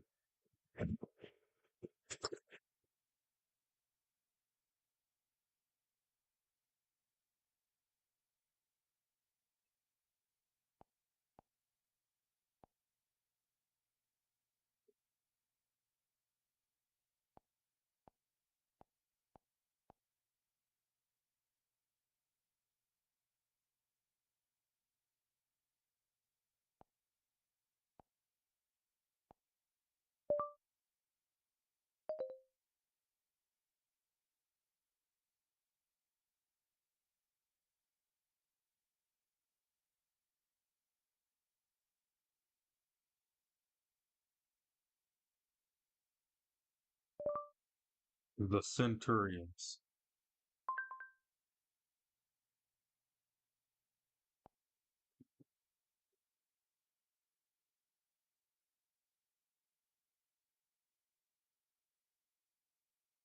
Some of the most successful creative minds from around the world, it was lost in a crowd of cartoons and toy lines all doing the same thing at the same time. It was completely different and yet no different at all. Hi, I'm Dan Larson and this is the history of Centurions. We have previously covered Centurions back in March of 2018. We're revisiting it here to tell a more comprehensive story, to better contextualize the very, very brief phenomenon, to dive deeper into a world where a dog can not only be armed with missiles, but pull the trigger himself. Centurions is an animated series that ran 65 episodes over one season in 1986, a perfect demonstration of the symbiotic relationship between toys and cartoons that did everything right except sell more toys and engage more viewers than the competition. In the near future, Doc Terror and his cyborg companion Hacker unleash their forces to conquer Earth. Only one force can stop this evil. The handful of brave men in specially created exoframes, they can be transported anywhere to fuse with incredible assault weapon systems beamed down from the space station's skyvault, becoming man and machine power extreme. Max Ray, brilliant sea operations commander, Jake Rockwell, rugged land operations specialist, Ace McCloud, daring air operations expert, Shadow, the dog with missile launchers and permission to use them. Whatever the challenge, they are ready. The Centurions. Thank you. In 1968, the cartoon industry was turned on its head by an advocacy group called Action for Children's Television, or ACT. Members of ACT were concerned about the amount of violence depicted in children's television programming, specifically cartoons. Furthermore, they were concerned about the relationship between cartoons and advertisements. Studies show that it was difficult for kids to understand where a cartoon ended and a commercial began. ACT successfully worked with the U.S. Congress and Federal Communications Commission to exert pressure on networks to prevent advertising products to children during cartoons and to discontinue violent programs like the Herculoids, Space Ghost, Langley and the Lighthouse Kids, Birdman and the Galaxy Trio, and the Fantastic Four, among others. Those shows that got canceled needed to be replaced with something non-violent. Something like The Archie Show, produced by Filmation, which premiered on CBS in 1968. I did it wrong. A lighthearted comedy about teenagers in a band. Fred Silverman was the vice president of daytime programming at CBS who put The Archie Show on the air. You know what? I don't think reached out to I don't think Hanna-Barbera, this the Wasp is studio going to that do good produced a because, lot oh of my the god. violent shows that were canceled, and asked them to essentially use the Archies Yeah, as see, a now I gotta go template pick for up a my, oh lighthearted god. comedy about teenagers in Oh my England. god. From there, Hanna-Barbera writers Joe Ruby and Ken Spears, in cooperation with Silverman, developed Scooby-Doo, Where Are You? Scooby-Doo was a hit which encouraged Ruby and Spears to seek promotions to associate producers within Hanna-Barbera. When those requests were denied, they sought opportunities elsewhere. The duo landed at rival animation studio DePatie Freeling, where they became associate producers and created shows like 1972's The Alright, no, Parkers and this is not the time to try a 1973's new gun. Let me Baby's just Comets. At salt the CBS, earth real Silverman quick. employed Ruby and Spears as writers and story consultants for projects like the live-action Planet of the Apes series in 1974, as well as supervisors of CBS's Saturday morning lineup. In 1975, Silverman left CBS to become president of entertainment at rival network ABC. Ruby and Spears followed Silverman to ABC, where they created shows like Electro Woman and Dyna-Girl and the Croft Super Show. In 1977, under the guidance of ABC, Joe Ruby and Ken Spears started their own studio called Ruby Spears, technically a division of Filmways, the studio that produced shows like Mr. Ed, The Beverly Hillbillies, Green Acres, and The Addams Family. Ruby Spears was a direct shot at Hanna-Barbera from ABC, intended to be a rival to the legendary studio and maybe keep production costs down throughout the industry. However, 4 years later, in 1981, Ruby Spears was purchased by Taft Broadcasting, who also owned Hanna-Barbera, reuniting the two under the same corporate banner, Taft Broadcasting, till all are one. At the same time, President Ronald Reagan appointed Mark Fowler as head of the FCC. Together, they slashed regulations, undoing all the work Action for Children's Television had done since the late 60s in the name of protecting kids from the influence of corporations in the name of entertainment. It opened the floodgates to cartoons specifically made for kids in cooperation with toy manufacturers, not only blurring the line between cartoon and commercial, but merging the two into one entity. Reagan and Fowler believed it was up to the free market to decide what was appropriate for children's health and well-being, not the federal government. In 1982, Hasbro was already tiptoeing around the existing regulations. They used animated commercials to promote Marvel Comics that were based on their toys. It was an extra step that was technically not illegal. When deregulation occurred, there was no longer a need to tiptoe around anything. Within 2 years, cartoon producers gleefully indulged in partnerships with licensed characters to capitalize on trends in pop culture. Hanna-Barbera and Namco's Pac-Man, Filmation and Mattel's Masters of the Universe, Marvel and Hasbro's G.I. Joe and Transformers. Ruby Spears themselves were I haven't picked responsible up for my gun. multiple Where's shows my gun including at? Rubik the Amazing Cube, Mr. T, and Alvin and the Chipmunks. Children's television was increasingly saturated with violent cartoons that existed for the explicit purpose of exploiting kids' inability to tell where the cartoon ended and the commercial began. Having an animated series was part of the brand development from the beginning, an essential part of promoting toy lines like 1985's Robotics, Mask, Thundercats, and Sectars, a Ruby Spears production based on the toys from What Coleco. the heck? What? Kenner What? Toys, who since 1977 had become one of the largest toy companies in the world on the strength of their Star Wars action The hell figures, is was that? looking for replacements. Since 1983 and the end of the Star Wars movies, they had actively worked to diversify their offerings as subsequent Star Wars media, including both Ewoks and Droids cartoons, failed to maintain interest in the toys. On top of that, Kenner I was can hear newly myself. independent. Along with Parker Brothers, both companies Go were for spun that off from parent Twitch. company I General gotta Mills in shoot you. 1985 to form a new company, Kenner Parker Toys. It was in Kenner's best interest to make sure that 1986 was the year of Kenner. Kenner partnered with Ruby Spears to develop a toy line and animated series at the same time, just as they had in 1985 with Beak for Mask. In 1986, Mask was headed into a second season of the animated series and a second year on toy shelves. Centurions began with a high-tech concept, man and machine, a force for good pit against a force of evil, both utilizing cutting-edge technology in the battle for supremacy. The former as a tool to be mastered, the latter as a means of self-improvement integrated as an extension of the self, the next step in human evolution. Early concepts for the animation included Ring of Fire, centered around a three-man tech team of Army, Navy, and Air Force operatives named Case Kittredge, Dixon Brown, and Jim Earhart, battling against the evil Dr. Severod Rom. Rom was a two-time Nobel Prize-winning geneticist and Regenics expert who survived a plane crash by merging himself with his supercomputer creation, Syntax. Set in the year 1997, a series of volcanoes encircling the Pacific Ocean known as the Ring of Fire simultaneously erupted, turning everything west of the Rocky Mountains and the Pacific shelf itself into a molten mass of lava. Rom, driven insane by his reinvention as a half-computer monster, attempts to rule not only the inhospitable wasteland of lava, but the entire world thereafter. That pitch was later refined into United We Stand. In this version, an evil genius named Half Mad wants to create a master race for the 21st century by fusing man and machine together. The Global Defense Unit, or GDU, recruits 3 members to be fitted with high-capability exo-frames specially fitted to each individual. The 3 men are brought to what it's gonna do is Earth's capital, screened and informed of their selection and specialized appointments, fitted with their close the exo-frames holes. and trained in their use. They are 100% men using machines. They are the 21st Centurions. Kids, how would you like to see 2 exciting new animated adventures before anyone else? You can, cause next week is Sneak a Peek Week on Channel 11. First at 3 o'clock, Sectars, humanoid warriors and insectoid fighters protect planet Symbion from the dark domain. Then at 3:30, get your sneak preview of the Centurions. High-tech warriors defend Earth from sinister Doc Terror. Sectars and the Centurions. If you watch them and you like them, we'll bring them back. Watch Sneak a Peek Week all next week, 3 to 4 o'clock on KTVT Channel 11. The version that became Centurions as an once they're close, there's nothing that didn't take you out, but you're gonna bleed to death though. Legendary Marvel and DC Comics artist Jack Kirby, responsible for co-creating nearly half of the Marvel Universe from the Fantastic Four to the X-Men and the Avengers. Legendary Marvel and DC Comics artist Gil Kane, responsible for co-creating DC's Green Lantern and the Atom, and Marvel's Iron Fist and Morbius the Living Vampire. And Norio Shioyama, an animator, illustrator, and character designer employed by Studio 7, a division of Sunrise, and the animation studio in Japan that produced the animation for Centurions. Sunrise was founded in 1972 and went on to produce the foundational real robot epic Mobile Suit Gundam in 1979. Shioyama had previously worked on Sunrise animated series like Daitarn 3 in 1978, Fang of the Sun Dogram in 1981, and Armored Trooper Votams in 1983. Centurions was Studio 7's first major work. The opening narration was provided by William Woodson, who also did the narration for Super Friends and Battle of the Planets, as well as character voices like J. Jonah Jameson on Spider-Man and His Amazing Friends. Ron Feinberg played Doc Terror. His henchman Hacker was played by Ed Gilbert.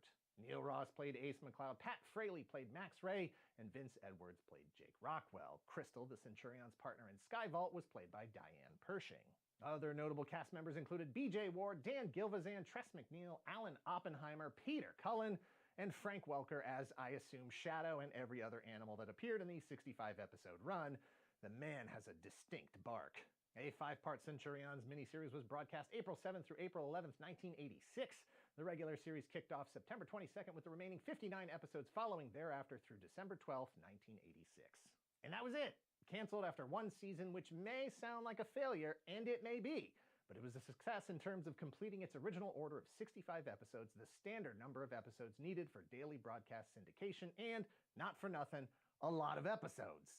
65 episodes broke down to 1 episode every weekday for 13 weeks, or 1/4 of the year, usually September through December, when kids were trapped inside after school watching TV. It was frequently the minimum number for success and the maximum number desired for return on investment. Heck, there are cartoons that are considered far more popular and more culturally impactful that have way fewer episodes. As a weekly series, Scooby-Doo Where Are You ran for 3 seasons but only had 41 episodes.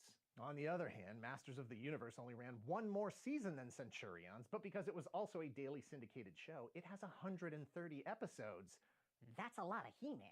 If you didn't catch Centurions the first time around or haven't bothered to look it up in the last 4 decades, Warner Archive released Centurions on DVD in 2 parts. Part 1 in July 2015, Part 2 in March 2016. As of this video, they don't appear to be online anywhere legally, but if you know where to look, you can find them internet archivally.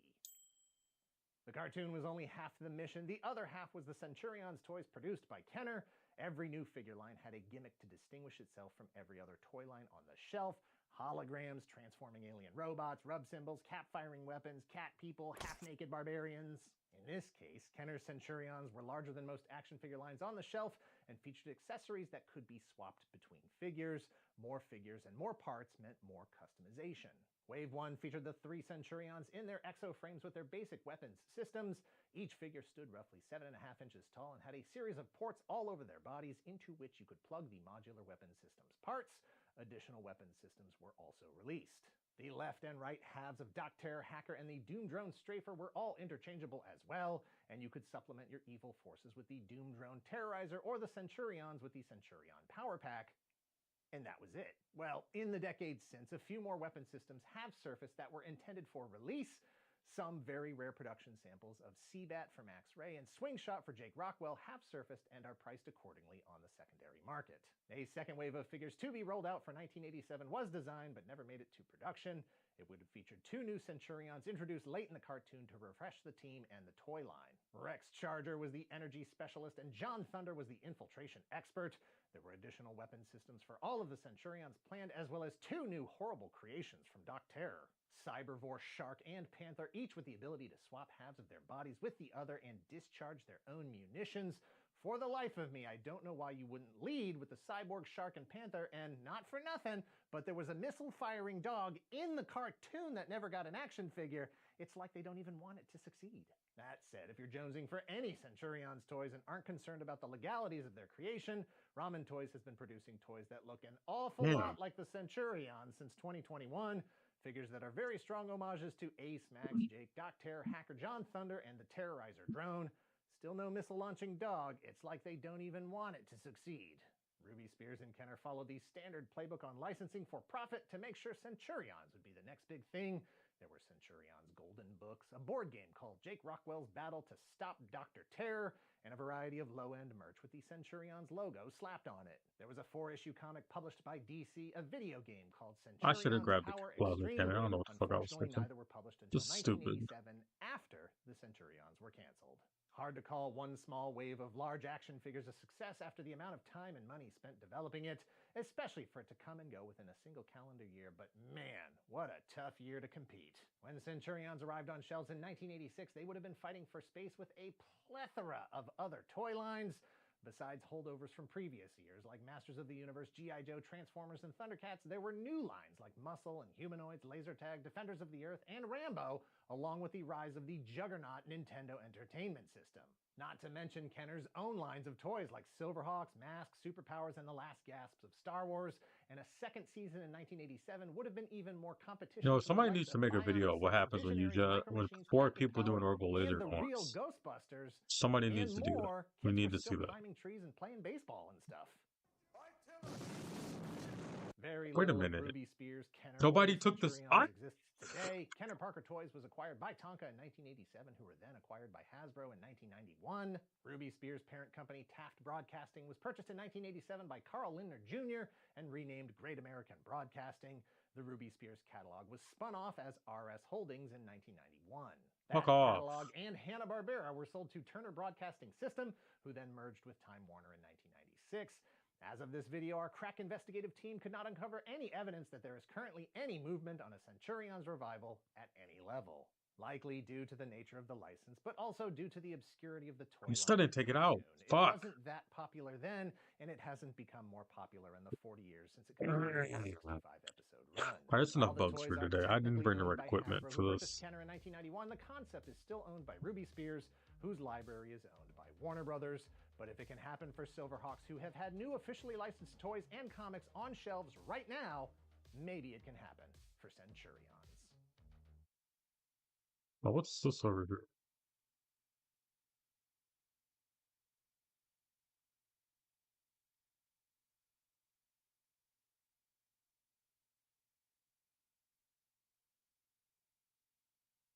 No, let me go to state. I haven't played bots in a long time.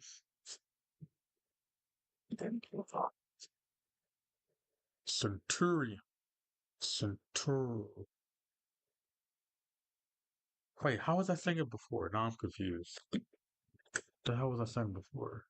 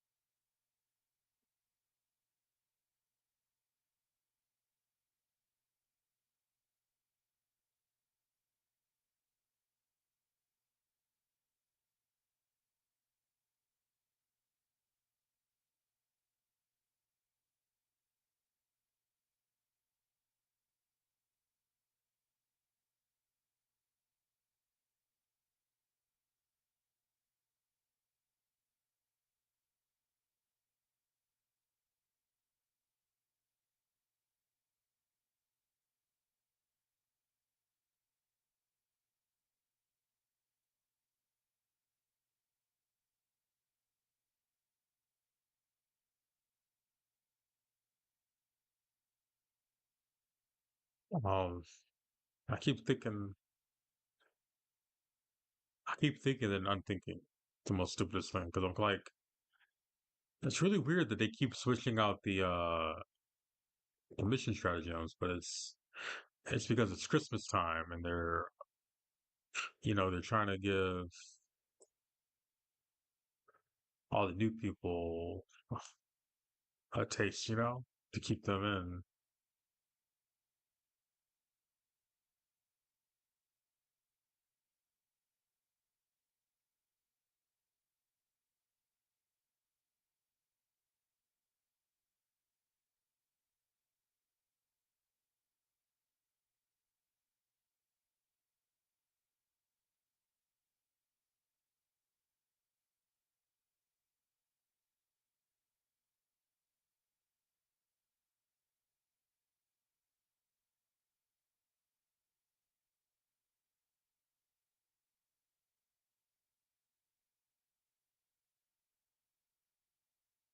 Jesus Christ, I love this.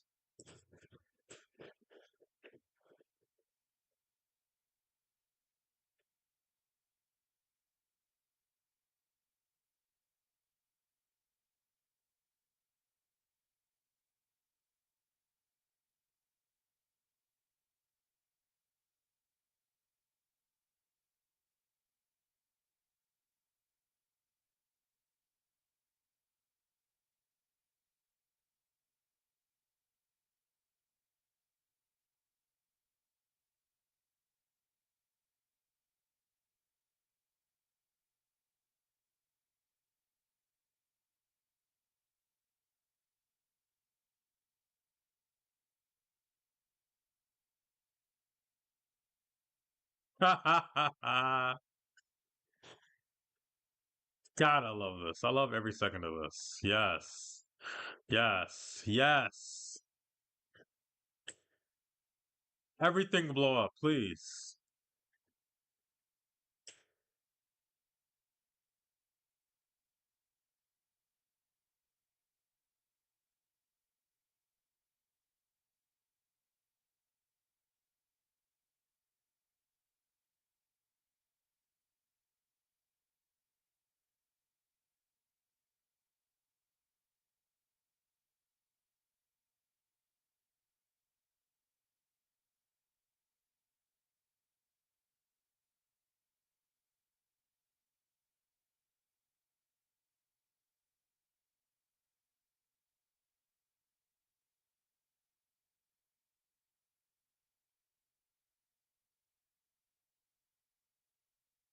Why am I always dying?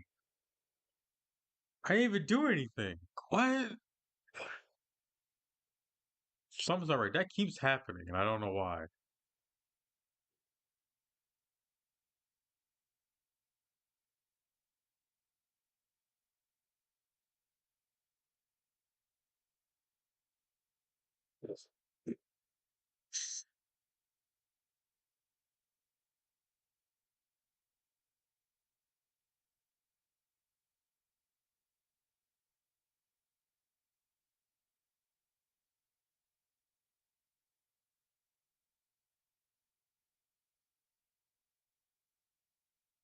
How can you not love this? This is beautiful. I love every second of this. I just want to spend the rest of my life doing this and nothing else with this.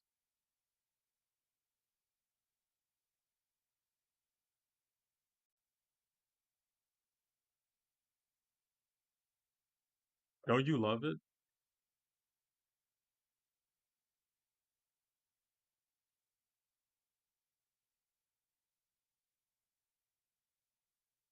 It's like being a kid again.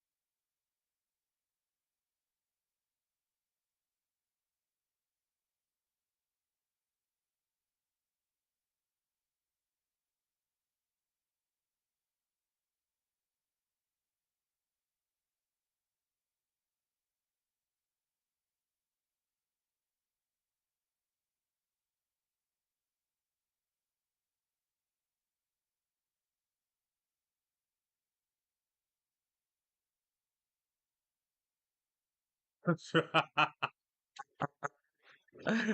my god, I can't get enough of this.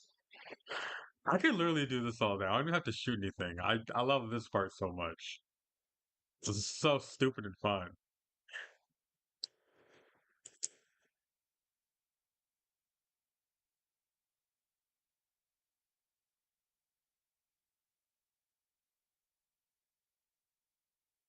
It's like you'd have to be insane not to enjoy this. This is ridiculous.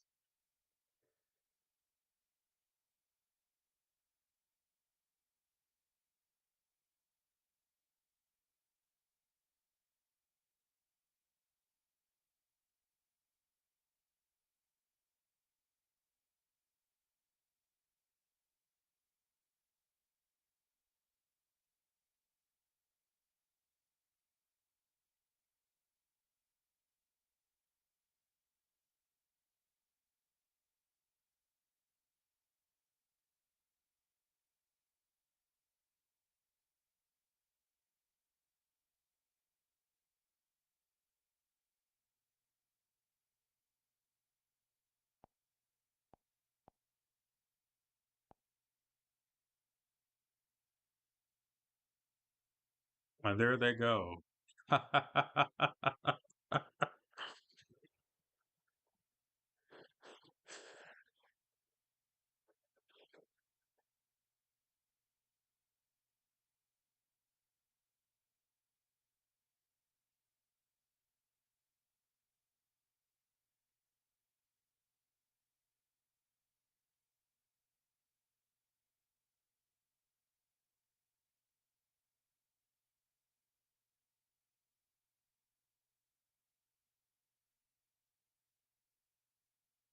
What is this even? What?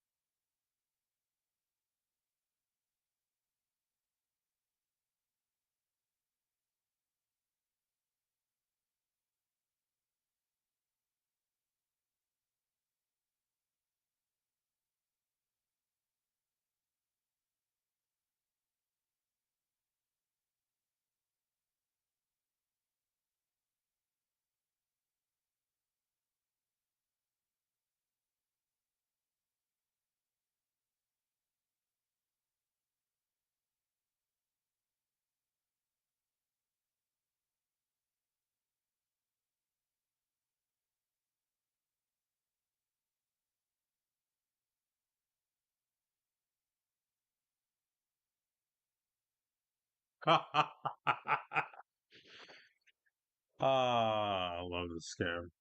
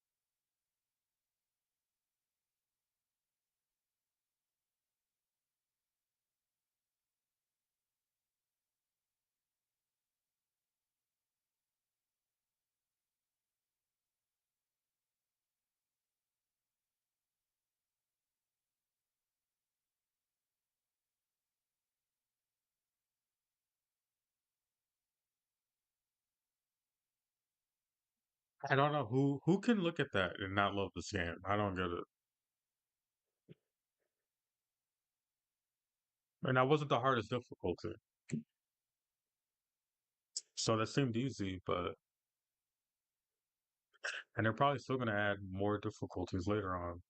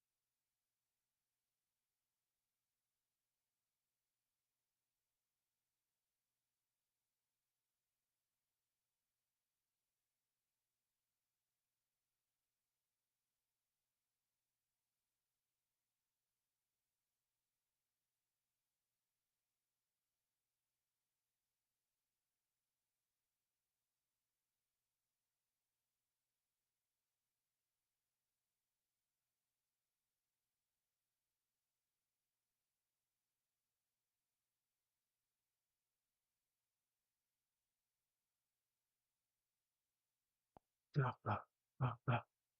Wait, what would be something crazy to watch? Let's look at. Granted, I have to watch Dexter at some point.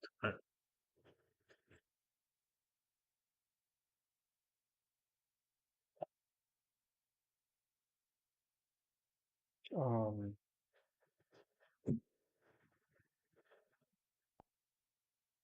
no, nobody's playing Red Dead Online, so there's gonna be no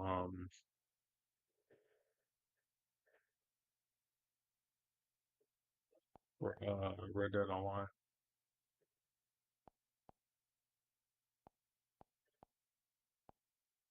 Let's see if there's any Ascendant game. See if there's anything new. Nope, just from months ago.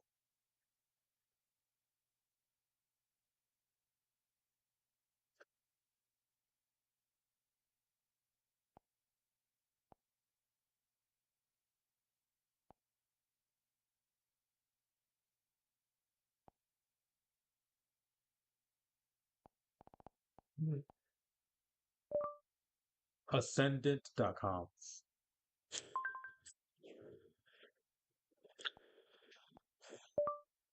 Ascendant.com.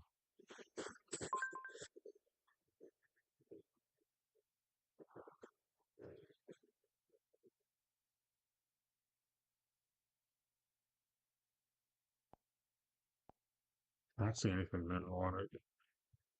So, like, is it dead already? What's going on? Last couple of years. This game is called Ascendant, and guess what the main game mode is?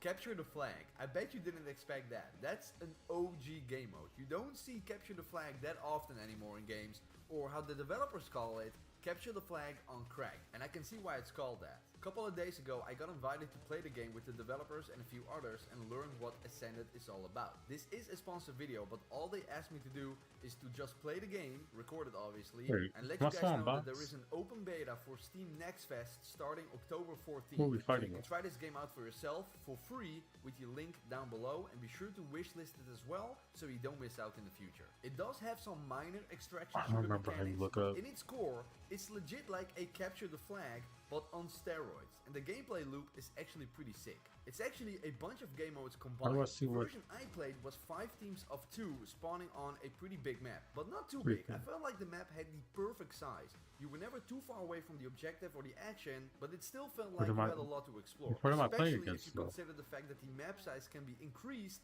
by opening up the underground, but more on that later. So all teams spawn in their base vehicle on the outskirts of the map. I'm just gonna leave. I don't remember what we're fighting against. I don't think I went back to the... So the flags that you capture are so-called biocores. There are are 3 in total on the map, Biocore What A, planet B, am and I C, on?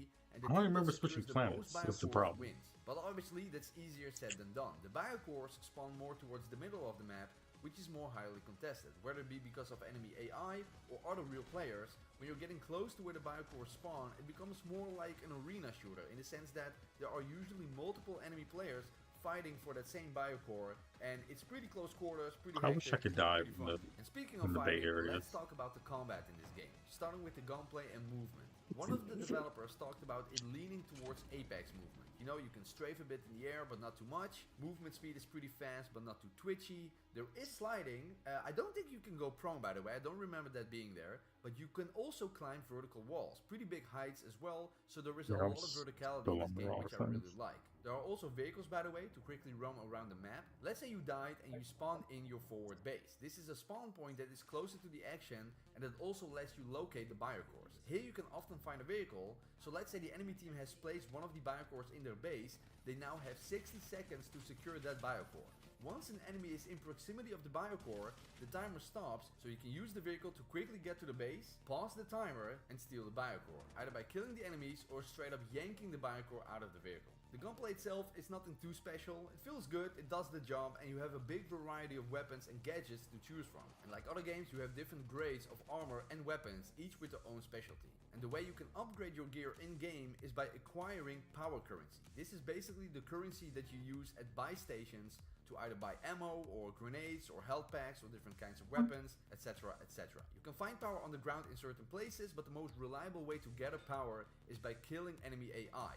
You have simple enemies like these snail things that drop common loot most of the time, but you also have more powerful, higher level enemies that are harder to take down, but leave behind a greater reward, like more power currency and better armor, stuff like that. So the main I'm not way concern over at the here by beginning of the myself. match, most of the time, is to get Especially when I'm not enough about to power do this to buy shit. a decent loadout with I some don't give decent a weapons. But that's all up to about you. no Your tactics seat need to adapt all the time, because some artillery. people might choose to go straight to the Biocores. You can do Don't whatever give you no want. And like I fucks. said, you have a lot of different weapons at your disposal, and for those weapons, a lot of customization. We didn't really dive too deep into the customization in the playtest, but there is a ton, and you can kind of craft your own blueprint by completely changing how a gun functions. Same goes for your character as well. This game is set in a retro futuristic biopunk world, which is not my favorite kind of aesthetic, but it does offer plenty of personalization. There's no which way. I do think is really cool. It also makes for better You playability. give out Ghost Runner That's the 2 most for important free? part of this game. Fun and the gameplay itself. The day Now, after not to focus Christmas? on like realism or You're realistic insane, graphics Epic or stuff Games. like that.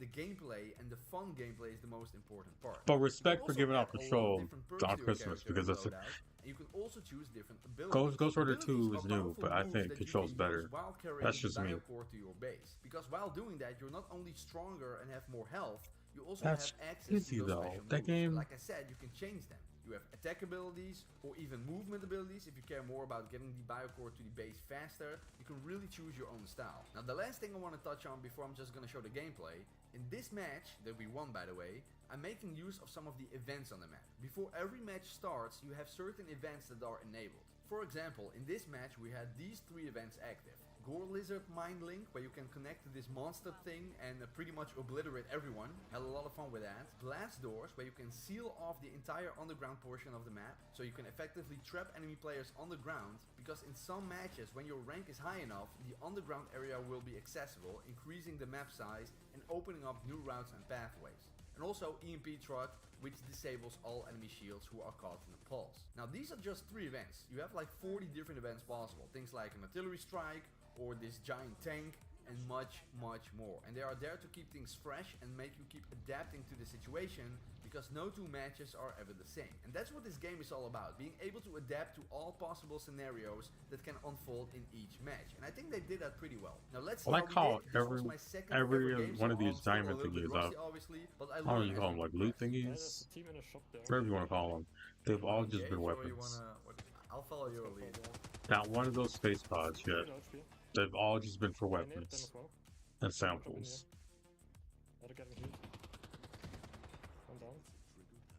One more on the stairs. Down? Nice. Okay, here we go. Oh, I can sprint as well, nice. Melee, spit. Just go wherever you want, like go for A right now. Okay, let's go for A.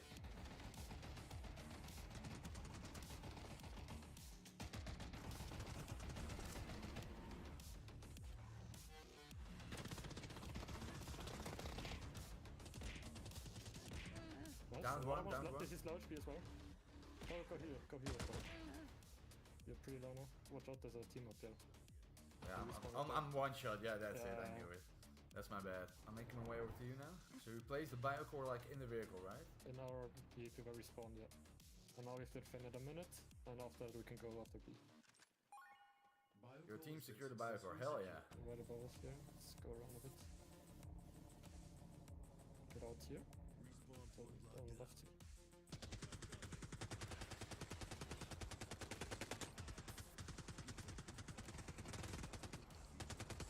Oh, that's the biocore, guys. The shield is broken. Keep next to us. Yeah. Nice. Awesome. And There we go. That's the biocore guy. I'm gonna heal you. Down. Nice. If you pick up the biocore, you will get full health regen. How do you pick it up? Where is it? Okay, hell yeah. My main ability... Oh, my main ability is only a proximity damage thing, right? I don't know what you selected, but probably, yeah. It's like the superhero landing pose thing. I think it's like a blast wave around the... Biocore securing initialized. Enemy presence detected at our base.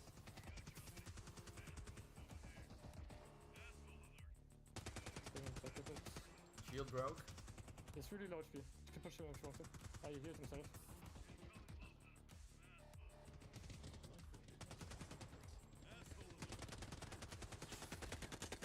I got 9 down there.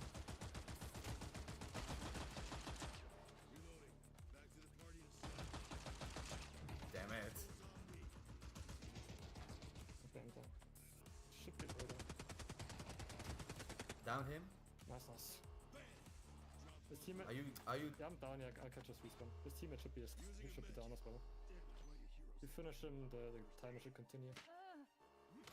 There we go. Hell yeah. Damn, thanks for the support. That was nice. Oh, that's you. Okay, I was hearing a vehicle coming in. Nice drift. Holy crap! What's that drone thing? That's an EMP. You can shoot it, but it has a lot of HP. What does it do? It contests our extraction, and you don't have shields anymore. Oh, that's nice. Yeah, it doesn't really matter. We got our core, now we can leave. Hell yeah! Well, we got two, right? We got 2 cores, yeah. Damn! Hell yeah! There's somebody behind us. Yeah, the honking better. Would be cool if you could shoot off the car. Yeah, could be some cool fights there. Oh, they actually fall in. That's nice. Let me know when you help out. I could just Damn, I got blasted. Yeah, I got blasted immediately. Did you drive before? No, this is the first time. It feels a bit awkward. It feels very, yeah, I have to get used to right it. next to us on the left side. We can get out already. Oh, yeah.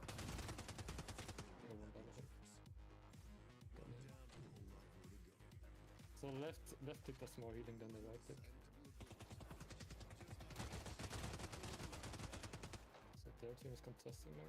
The timer is usually like 20-30 seconds? It's a minute. A minute, okay. There's a like 2 towers. If you activate both, and I think it's 30 seconds then. Oh wow, they actually have purple shields. Yeah, 1 down. Nice. Probably 2 teams. Like another team came. You want a third party? We can, yeah, but we don't have shields anymore now because of the EMP. Oh right, I see. Damn. They're right on the core one.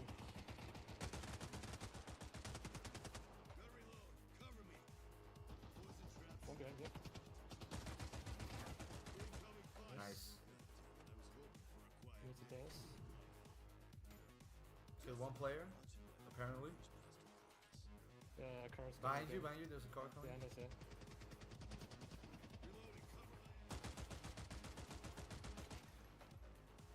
Right on me. No, I'm fine.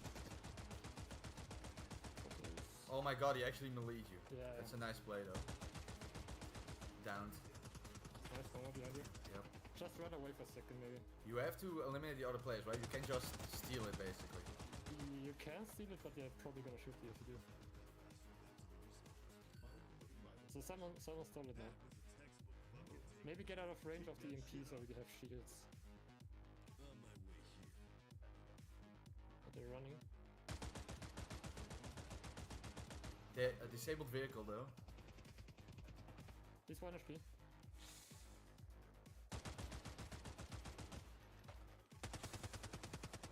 Okay, he healed.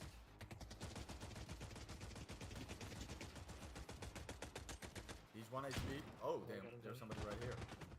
Holy crap, I got killed in the end, but never mind. Yeah, we got both core. Exceptional, yeah, that's what I call it. Exceptional, yeah. Thanks for the carry, that was awesome. Yo, that's thrilling. If you actually can do something, it feels really good. The first match I sucked ass, but this was awesome. So that's about it for the video. Big thanks to PlayFusion for sponsoring this video. Be sure to wishlist the game on Steam with the link down below. And right now, during the Steam Next Fest, you can play the open beta for free. Just click the link down below. Drop a like if you enjoyed the video, subscribe if you haven't already. And with that being said, I see you guys next time.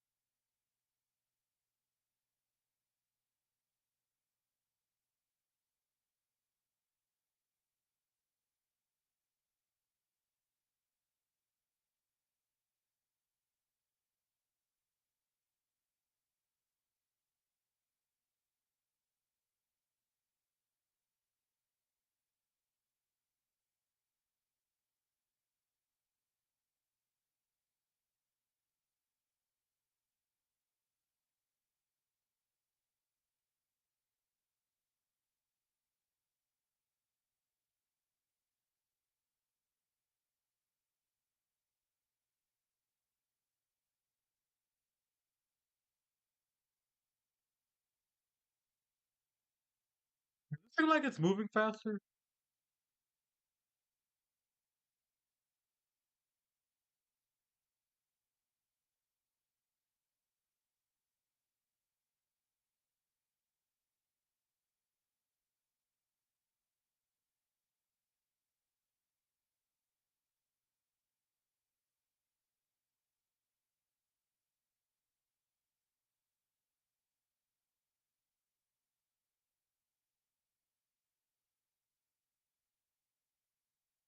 I didn't even know that was behind me. That's crazy.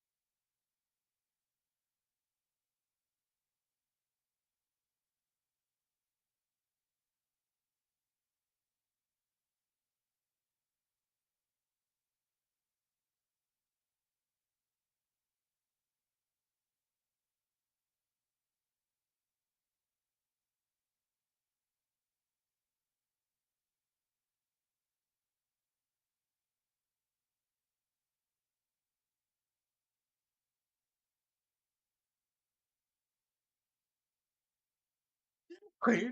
It shouldn't really matter because that Sam site is pretty close,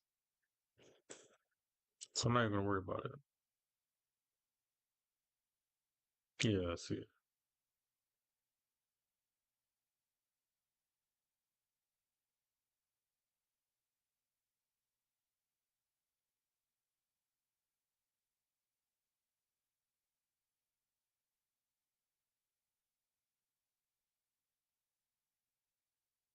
God, there's so many zombies. There's so many Rob zombies.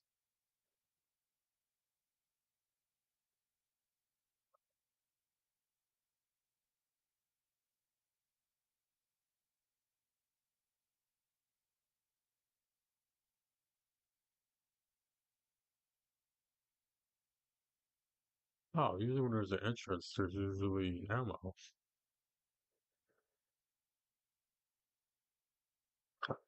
Come on, I really need to know how much of this backpack those ammo things for.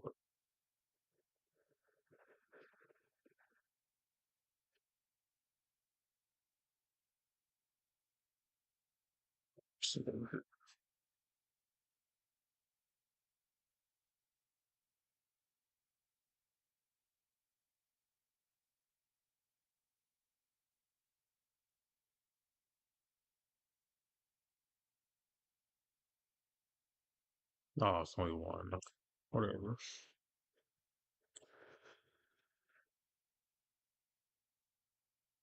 I mean, if you're really vigilant about it, you can. This isn't a hard gun to keep loaded, fully loaded, because you got to pay attention to what you're doing.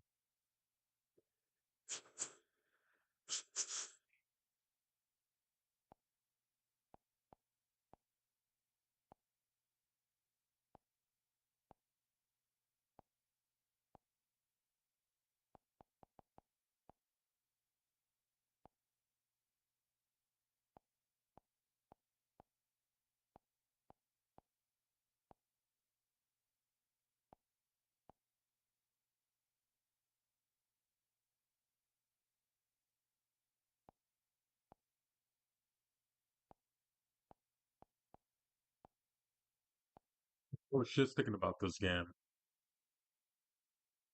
Why though?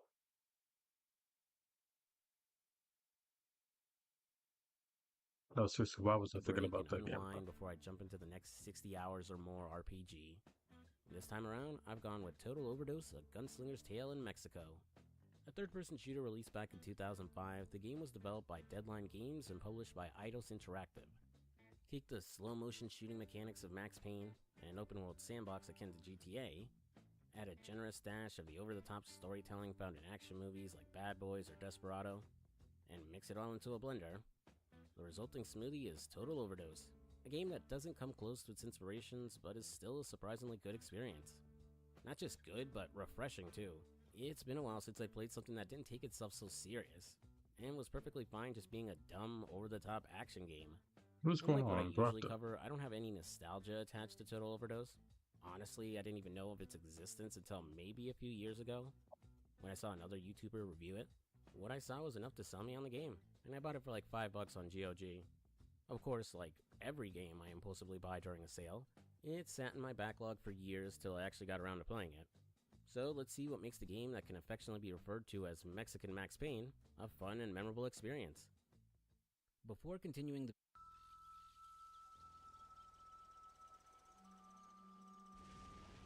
Job done, pal. Impressive, Ernesto. Incredibly destructive, but impressive. Now get the Papa Muerte files out unseen. Unseen? Me? Just try and be restrained. Just this one. There's a telegraph line from the top of the pyramid to the jungle landing strip. We'll be waiting for you there. In Total Overdose, we play as Ernesto Cruz, a deep-cover DEA agent investigating the mysterious Papa Muerte. Papa Muerte thanks you for your hard work. Scratch that. We're actually playing his son, Tommy Cruz, a high-ranking DEA agent attempting to infiltrate the Morales cartel and uncover the truth about his father's death.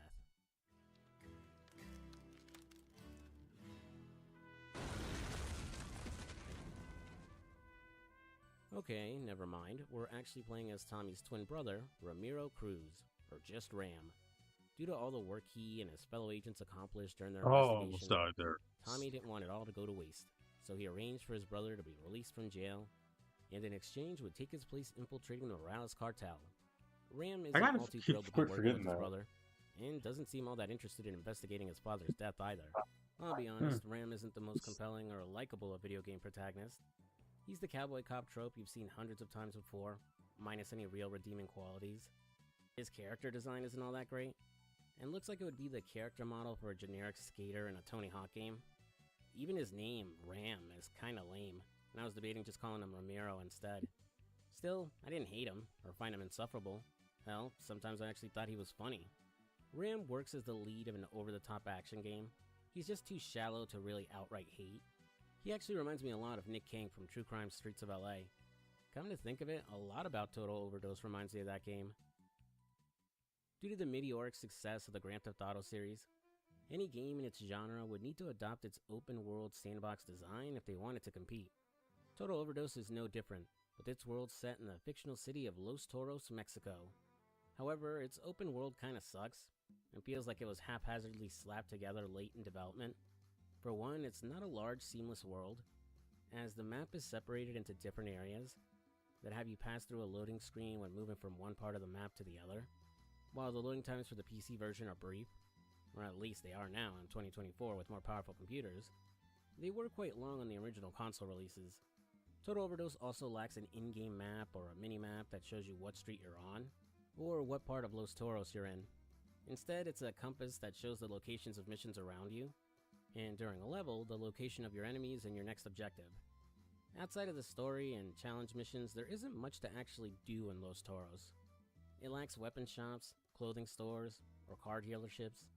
There are collectibles to find that can increase your health, stamina, weapon skill, and global score, but they're just haphazardly thrown around everywhere. There's no real thought into hiding them or encouraging the player to explore, and in the case of the global score increase, feel lazily designed, as it's just a floating purple number sitting above an object or building, which sticks out like a sore thumb in comparison to the other collectibles. There are some flaming skulls and luchador glove icons scattered around too, that basically function like rampages in GTA. The skull activates a 30-second minigame called Day of the Dead, that has you killing Mexican zombies, while the glove turns you into a luchador to kill other luchadors for 30 seconds, with the amount of kills you get before time runs out earning you extra weapons, ammo, or points.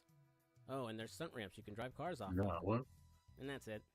Though the smoking gun that proves that this open world was just thrown in is the fact that you don't have to drive to a mission location in order to start it. You can just bring up the start menu, go to the mission list, choose said mission, and it will instantly transport you to where the mission begins. Add in the fact you can earn upgrades just by doing story and challenge missions. There's no real reason to run around Los Toros. Honestly, I think it would have been better if the game was strictly linear like Max Payne, and cut out the open world entirely, as the individual level design for missions is actually pretty good, and could have easily carried the game. Shooting in Total Overdose is more arcade-based and reminds me a lot of how True Crime Streets of LA did its shooting. When engaged in combat, you'll instantly lock onto the nearest enemy, which is indicated by a red reticle. Mash or hold down the fire button and you'll mow down everyone in your path. If you want to go for headshots, you have to hold down the alternate fire button and wait for the red reticle to shrink and turn yellow around someone's head. Let go of the alternate fire button at just the right moment and you'll nail a headshot for an instant kill and a points bonus. It can be awkward to pull off, as the window to do it is small and not every gun can pull off a headshot. It's better to go for it when using a kill move to slow down the action. Referred to as kill moves, Total Overdose makes heavy use of the same bullet time gameplay you see in Max Payne. However, it cranks up the slow motion acrobatics to 11, as outside the standard shoot dodge you see in Max Payne, Ram can also spin flip and bounce off of walls while shooting. It's not just there to look cool either, as getting kills while pulling off these moves will increase your combo score. Killing enemies with different kill moves, different weapons, or by blowing up red barrels will add to your score, with a combo multiplier added for each enemy you kill before the combo meter runs out. Your points accumulated during combos will go towards your total mission score at the end of a level, earning you rewards like weapon skill points to receive upgrades for your guns, the ability to carry more ammo for a certain weapon type, life points that increase your max health, stamina points that increase your max stamina, and a few other things. As you rack up consecutive kills during a combo, You'll get back health and earn loco moves to use. And oh man, loco moves are easily the best part of this game. Functioning as super moves you can store and use whenever, these abilities can come in a pinch to clear out your enemies fast. First is the Golden Gun, which locks on and one-shots up to 4 enemies while it's active. Next is Tornado, where Ram will spin around while spraying machine gun fire, hitting any enemy within range and that isn't behind cover. Then there's El Toro, which has you running around and crashing into enemies, making you invulnerable while it's active. Probably my least favorite of the loco moves, since Ram is constantly moving, it is hard to redirect into enemies, and because you can't cancel out of it. So you're stuck watching him run around until it finally runs out. Next is my favorite of all the loco moves, El Mariachi, which gives you 2 machine gun guitar cases that destroy anyone in your way. While awesome, and a bit overpowered if I'm being honest, if the game was going to give us a weapon from Robert Rodriguez's Mexico trilogy of movies, I would have preferred the guitar case missile launcher from Desperado, especially if Ram took the same badass pose that Kino does in the movie.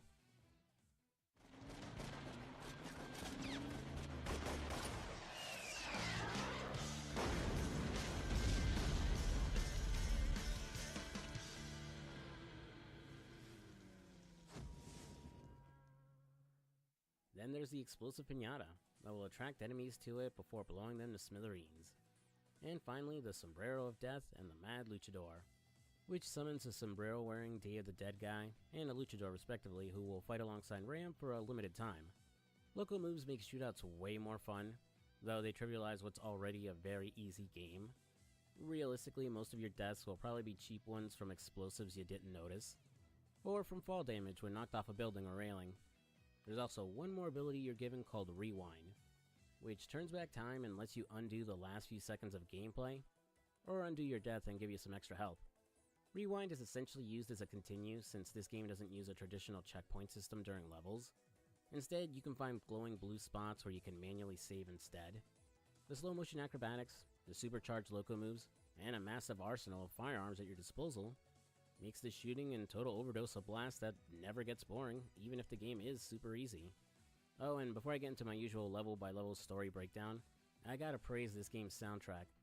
Mostly made up of Latin hip-hop and rock tracks from the bands Delinquent Habits and Molotov, the music perfectly captures the atmosphere of a Latino gang movie, with the game's main theme, Return of the Dress, being an absolute banger. Unfortunately, every piece of music in this game is copyrighted, so I had to substitute the background music in this video with something else. Also, I'll be playing less cutscenes than I usually do for that exact reason.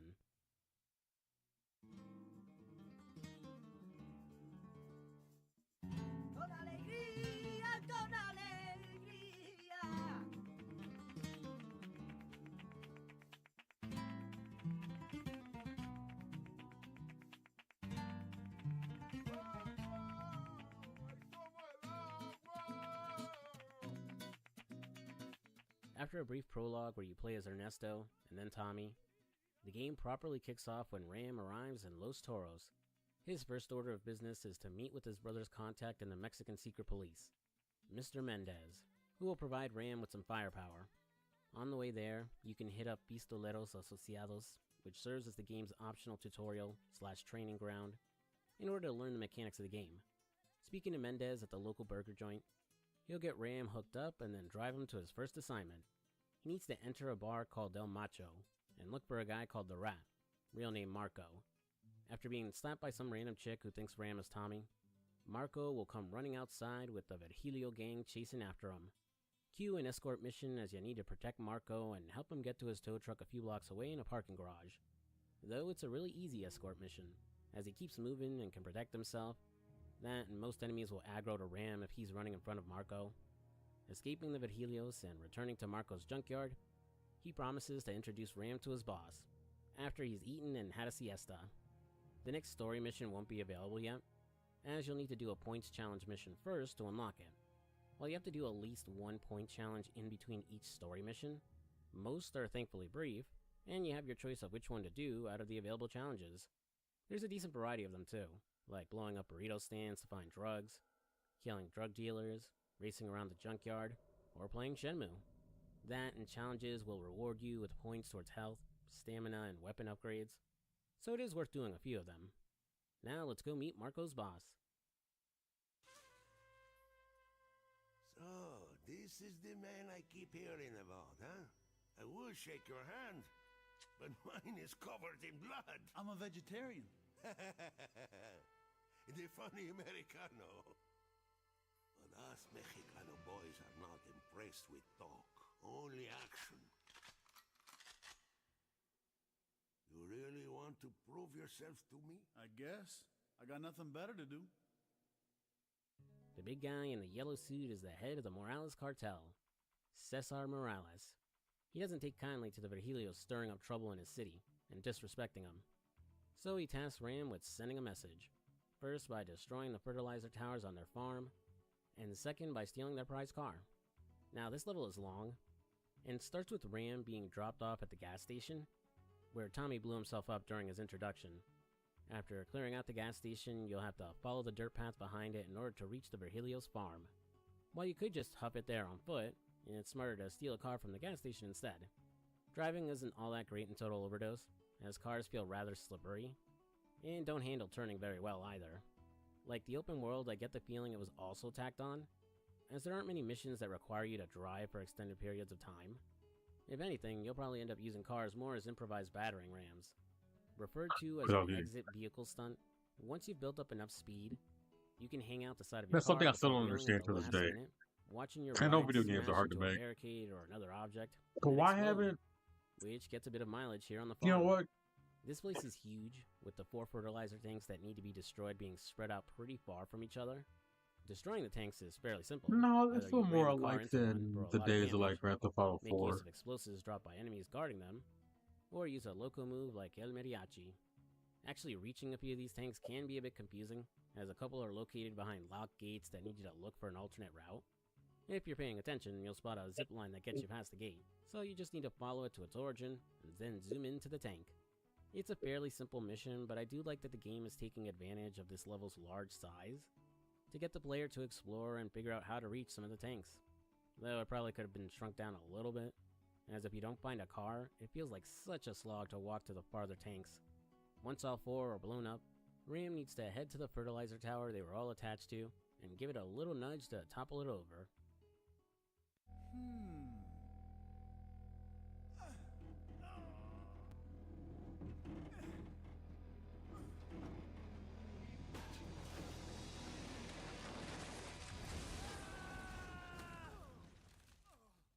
Now having access to the Virgilio's main farmhouse, Ram will have to shoot his way through and find the key to their prized car, which is in the possession of one of the gang's leaders, Joe Virgilio. Everybody be cool! This is a robbery! Just shut up! I forgot to mention it, but Tommy will be Ram's voice over the radio for the majority of the game, telling him his objectives and occasionally snarking on the dumb shit his brother does or says. A bit of their banter is actually kind of funny, and I like that no one thinks Ram is as badass as he thinks he is. After dropping Joe and looting his corpse for his car keys, Ram just needs to get out of there without destroying the car, which, due to its poor handling and several roadblocks, is easier said than done. There was this one roadblock of exploding barrels and cars I'm pretty sure I was supposed to drive around here on the left, but I always ended up swerving into the enemies and dying instead. So instead of driving through, I just parked the car, set off the barrels with my guns, and killed them all instead. Boring, but effective. Man, getting this car better have been worth it. Excelente. Look at the... When did I go up a level?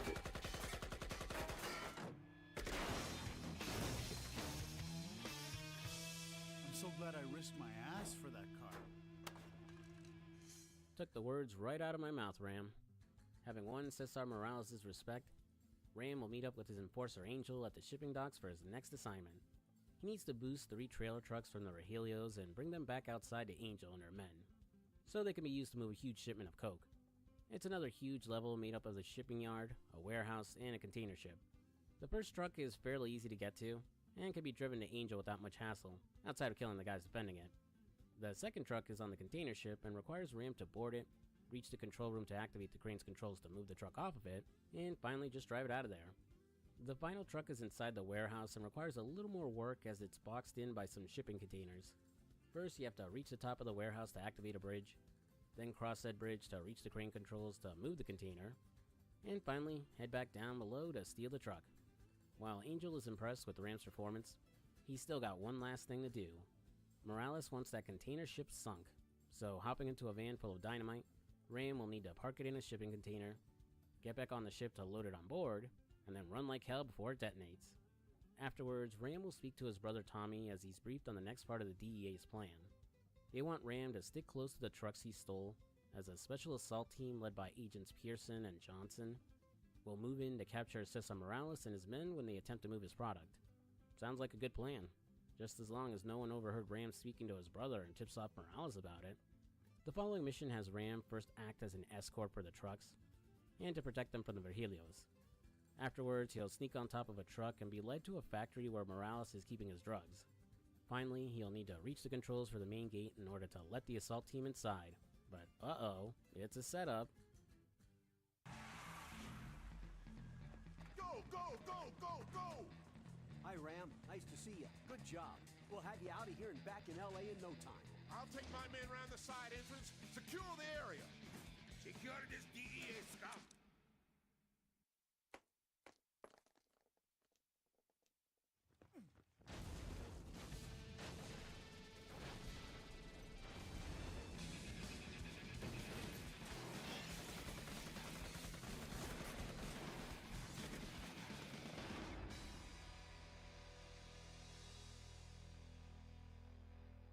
Rest in peace, Agent Pearson.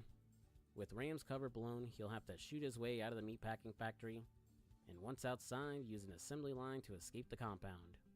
Angel will pull up to give him a ride, leading into a short on-rails turret section before the pair finally escape. Turns out Angel wasn't the one who tipped off Cesar Morales about the DEA, as she was actually an undercover Mexican police officer. Get out of my way. Back at her place, she tells Ram to head to El Macho and offer his services to the Virgilio kingpins who are there discussing their plans on how to strike at Morales.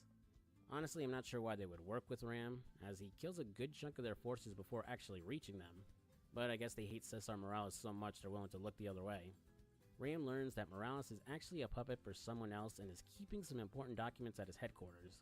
This is also when I learned that this game has a taxi fast travel system, which I was going to dismiss as pointless, but if you wanted to go to a part of the map without having to immediately start a challenge mission, it is more convenient than using the pause menu. Heading to Morales' HQ, which is a bullfighting arena, Ram will chase Cesar all over the arena, killing his goons along the way until it reaches the main bull ring. Stepping right into a trap. Your biggest problem is that you've got big cojones, but nothing in your brain. I think Freud would have had something to say about your obsession with my big cojones. Enough talk. Say hello to my balls. I mean bulls. I was kinda expecting to fight an actual bull here as a boss, not a bunch of luchadors wielding planks of wood with nails in them.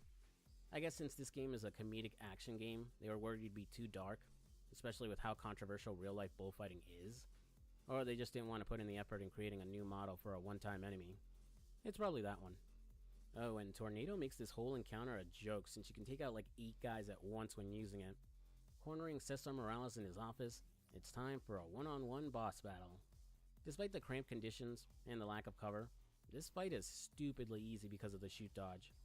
While he fumbles to get 2 shots off from his pistols and shotguns, you can easily unload hundreds of bullets into him. Grabbing the keys off his corpse, Ram will unlock Cesar's safe but discover it's booby-trapped with a bomb. Failing to disarm it and setting off a countdown timer, he'll nab the envelope in the safe, hop onto a conveniently placed motorcycle, and like a 90s action movie star, escape just as the whole place blows up. Hell yeah. Returning to Angel's place, she and Ram discover the envelope contains a letter written by Papa Muerte, the mysterious drug lord his dad was investigating. Addressed to Cesar, he warns him about the DEA bust and that he was tipped off by the traitor he has working for the DEA. Papa Muerte instructs him to visit an associate of theirs called Elvis, to get his hands on the equipment needed to take out the feds. Elvis is Ram's next target and runs a car dealership in town. Heading to his place of business, we don't find him but do discover some empty weapon cases, and sketches detailing specialized coffins with secret compartments built into them. Talking to our contact Marco, he says Elvis is currently staying on his private island, and he'll get his hands on a speedboat so Ram can reach the place and quietly sneak in. Or as quiet as someone could be by launching a speedboat off a ramp and landing into Elvis's pool. Unfortunately, Ram landed on the wrong side of the guy's estate, and needed to take the long way around to reach him, which means going through the pool area, through the garden, and down to the sea where an enclave houses an elevator that leads up to Elvis's mansion. Ram will also discover the bodies of the DEA agents who were killed before, stored in coffins bound for the U.S. No! Wonder what that's about. Confronting Elvis about it and threatening to shoot his dick off if he doesn't cooperate, he spills the beans that Papa Muerte asked him to build the coffins for some unknown purpose, explaining that a Colonel Montañez was going to deliver his payment when he was done. Just as Ram is about to leave, Elvis and his girls will attack him, triggering a boss fight. Even with all the girls helping him, this fight with Elvis is whatever. But when he dies, the game suddenly starts playing El Rey by Vicente Fernandez.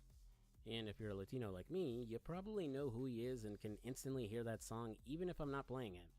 Like, it makes perfect sense for a game set in Mexico to be playing his music. It just caught me off guard since it's been mostly Molotov and Delinquent Habits playing through most missions.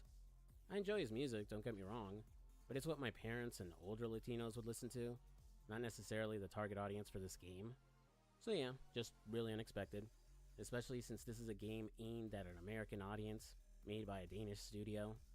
Escaping Elvis's estate, Ram finds the bridge leading back to Los Toros blocked by the Mexican military, on the orders of General Montañez. They're barely an obstacle though, as it was pretty easy to cut through them to reach the bridge controls and lower it enough to escape by car. We still have to deal with the General though, with the next mission having Ram infiltrate his headquarters deep in the jungle, taking us back to the level where we briefly played as his dad at the beginning. No, not another one! Much more to explore this time around. The game takes a slight bump in difficulty too, due to the Mexican military being a little more durable, using stronger guns, and attacking from all directions in these wider areas, or attacking you in these smaller areas and stairways inside the pyramid. Ram's main mission is to steal the General's secret data and use his satellite to beam it back to the DEA. Jesus Christ. In the pyramid, he first has to go down below and turn on the power to the satellite dish, and then head back up to upload the data. Then Ram just needs to escape the pyramid, fight through the jungle, reach the extraction site, and clear it of anti- What just happened? Fight through the jungle was pretty intense, I'm not gonna lie. What? The General just wasn't really all that special compared to everything else. Returning to Angel's place, she's nowhere to be seen, and all Ram finds is an ambush waiting for him. Meanwhile, back at the DEA office, Tommy and his boss, General Trust, discover that Papa Muerte has cooked up a plan to attack their building. Using the coffins he had Elvis make and the bodies of the dead DEA agents, he's going to sneak his men in on a train through a secret tunnel that leads to the building. His plan? To steal back the coke the feds confiscated and are sitting on, in order to sell it himself. Tommy and Trust don't get time to prepare, as Papa Muerte's informant is one step ahead of them. And the traitor was Agent Johnson all along. It's game over, Colonel Trust. And don't count on your brother to make a last-minute rescue cruise. That's one cat all out of lives. You might also be interested to hear that we made plenty of fur fly when we dragged that Mexican bitch off the streets by her cute little tail. And as for you two gentlemen here, oh, we got plenty of fun in store for you too. Don't do this, Johnson. I tell you, you are gonna Despite this game barely having a story, this actually is a pretty good reveal. The game has been dropping small hints that Agent Johnson was the traitor. If we go back to the cutscene that plays after Ram is done at the shipyard, you'll notice that Agent Johnson is in the room when Tommy's discussing the ambush plan. Then, during the ambush at the factory, he conveniently disappears just as Cesar Morales attacks the DEA and kills Agent Pearson. And later, when Ram stumbles onto the coffins, he spots Pearson's body and only mentions finding Johnson's jacket. I'm gonna call it in and wait for you The game guys. technically gave away the reveal of who killed Ernesto Cruz, as while we don't see who pushed him out of the airplane, we do hear their voice, and it's a dead ringer for Agent Johnson. Not bad, Total Overdose. I said I'm gonna wait for you guys. I'm not gonna get on. Staging the deaths of Tommy and Trust as an overdose seems pretty stupid. I was ready to call the attack on the DEA in general stupid, but Papa Muerte's plan hinges on the fact that the DEA would never admit they resell coke taken from drug cartels in order to fund their secret wars. Which, yeah, he's probably right, and this whole thing would get covered up. And considering Johnson faked his death already, it seems pointless to kill them with an overdose and not just shoot them instead. especially since plenty of feds get killed during the attack, and these two could easily be set up as casualties. Reminds me of Nicole Horn trying to kill Max Payne with an overdose of Valkyr, instead of just shooting him when she had him outnumbered. Wait a second. Both games feature bullet time shooting. Both games have our lead infiltrate a criminal organization to investigate the death of their loved ones, before stumbling onto a bigger conspiracy. Both games have love interests who have little screen time and don't contribute much to the plot. And both games have a villain trying to kill someone by staging their death as an overdose. Total Overdose really is Mexican Max Payne. Huh. Going back to Ram, he now needs to race across the border to the DEA office to save his brother and pump him full of adrenaline before he dies. Unfortunately, the border crossing has been locked down, so he'll have to shoot his way back into America. Presumably those Border Patrol agents are working for Papa Muerte, and aren't innocent men trying to stop a dangerous man from entering the country. After a quick drive, Ram will arrive at the DEA office, with most of the good guys already taken out by Agent Johnson's forces. He also runs into the most despicable of all enemy types, the riot shield user. After finding the adrenaline and saving Tommy and Trust, Ram's work still isn't over, as the whole building has been rigged to explode. Oh, and Agent Johnson has kidnapped Angel. Taking an elevator down below to some secret basement area. This place is absolutely huge and swarming with an almost endless amount of enemies, who are just coming at you from all angles. Still not very hard, mind you, but you're going to be spamming your loco moves to clear them out fast. Also, more riot shield users pop up. It comes to an end with Ram finding the bomb, picking it up with a forklift, and then dropping it onto a train platform before it blows. Ram, you need to open the sliding door and move the bomb to the train before you leave.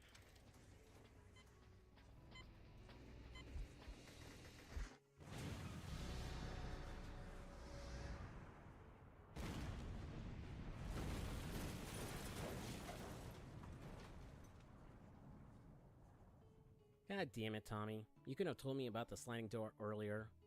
Reloading and getting the bomb on the train, Ram drives out of the building and follows Agent Johnson and Angel.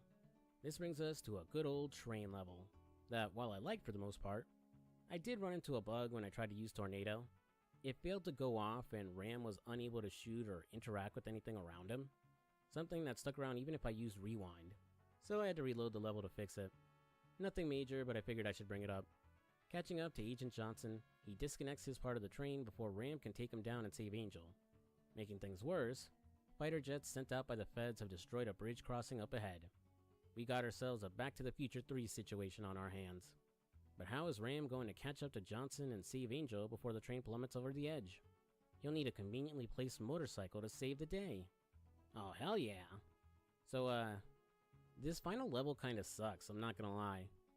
The motorcycle handles like ass, and trying to avoid Johnson's turret fire is going to cause you to swerve wildly out of control. So you either crash and lose him, What up? I gotta or fall off a shoot cliff this and die. Tesla before you and come you're over on a here. time limit, so if The you're other too slow side's got taking out the gas turret, mines. say goodbye to Angel. I just ended up brute forcing it by burning through my full stock of rewinds, which would return some of my health but keep the damage I did to the train. Once Agent Johnson explodes along with his turret, Ram will save Angel, and the two will drive into the sunset, happily ever after. Spread your wings, Angel. It's time to fly or die.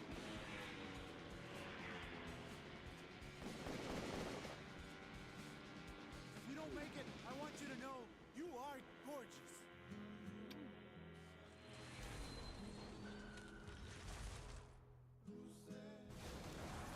And if we do make it, forget I ever did that.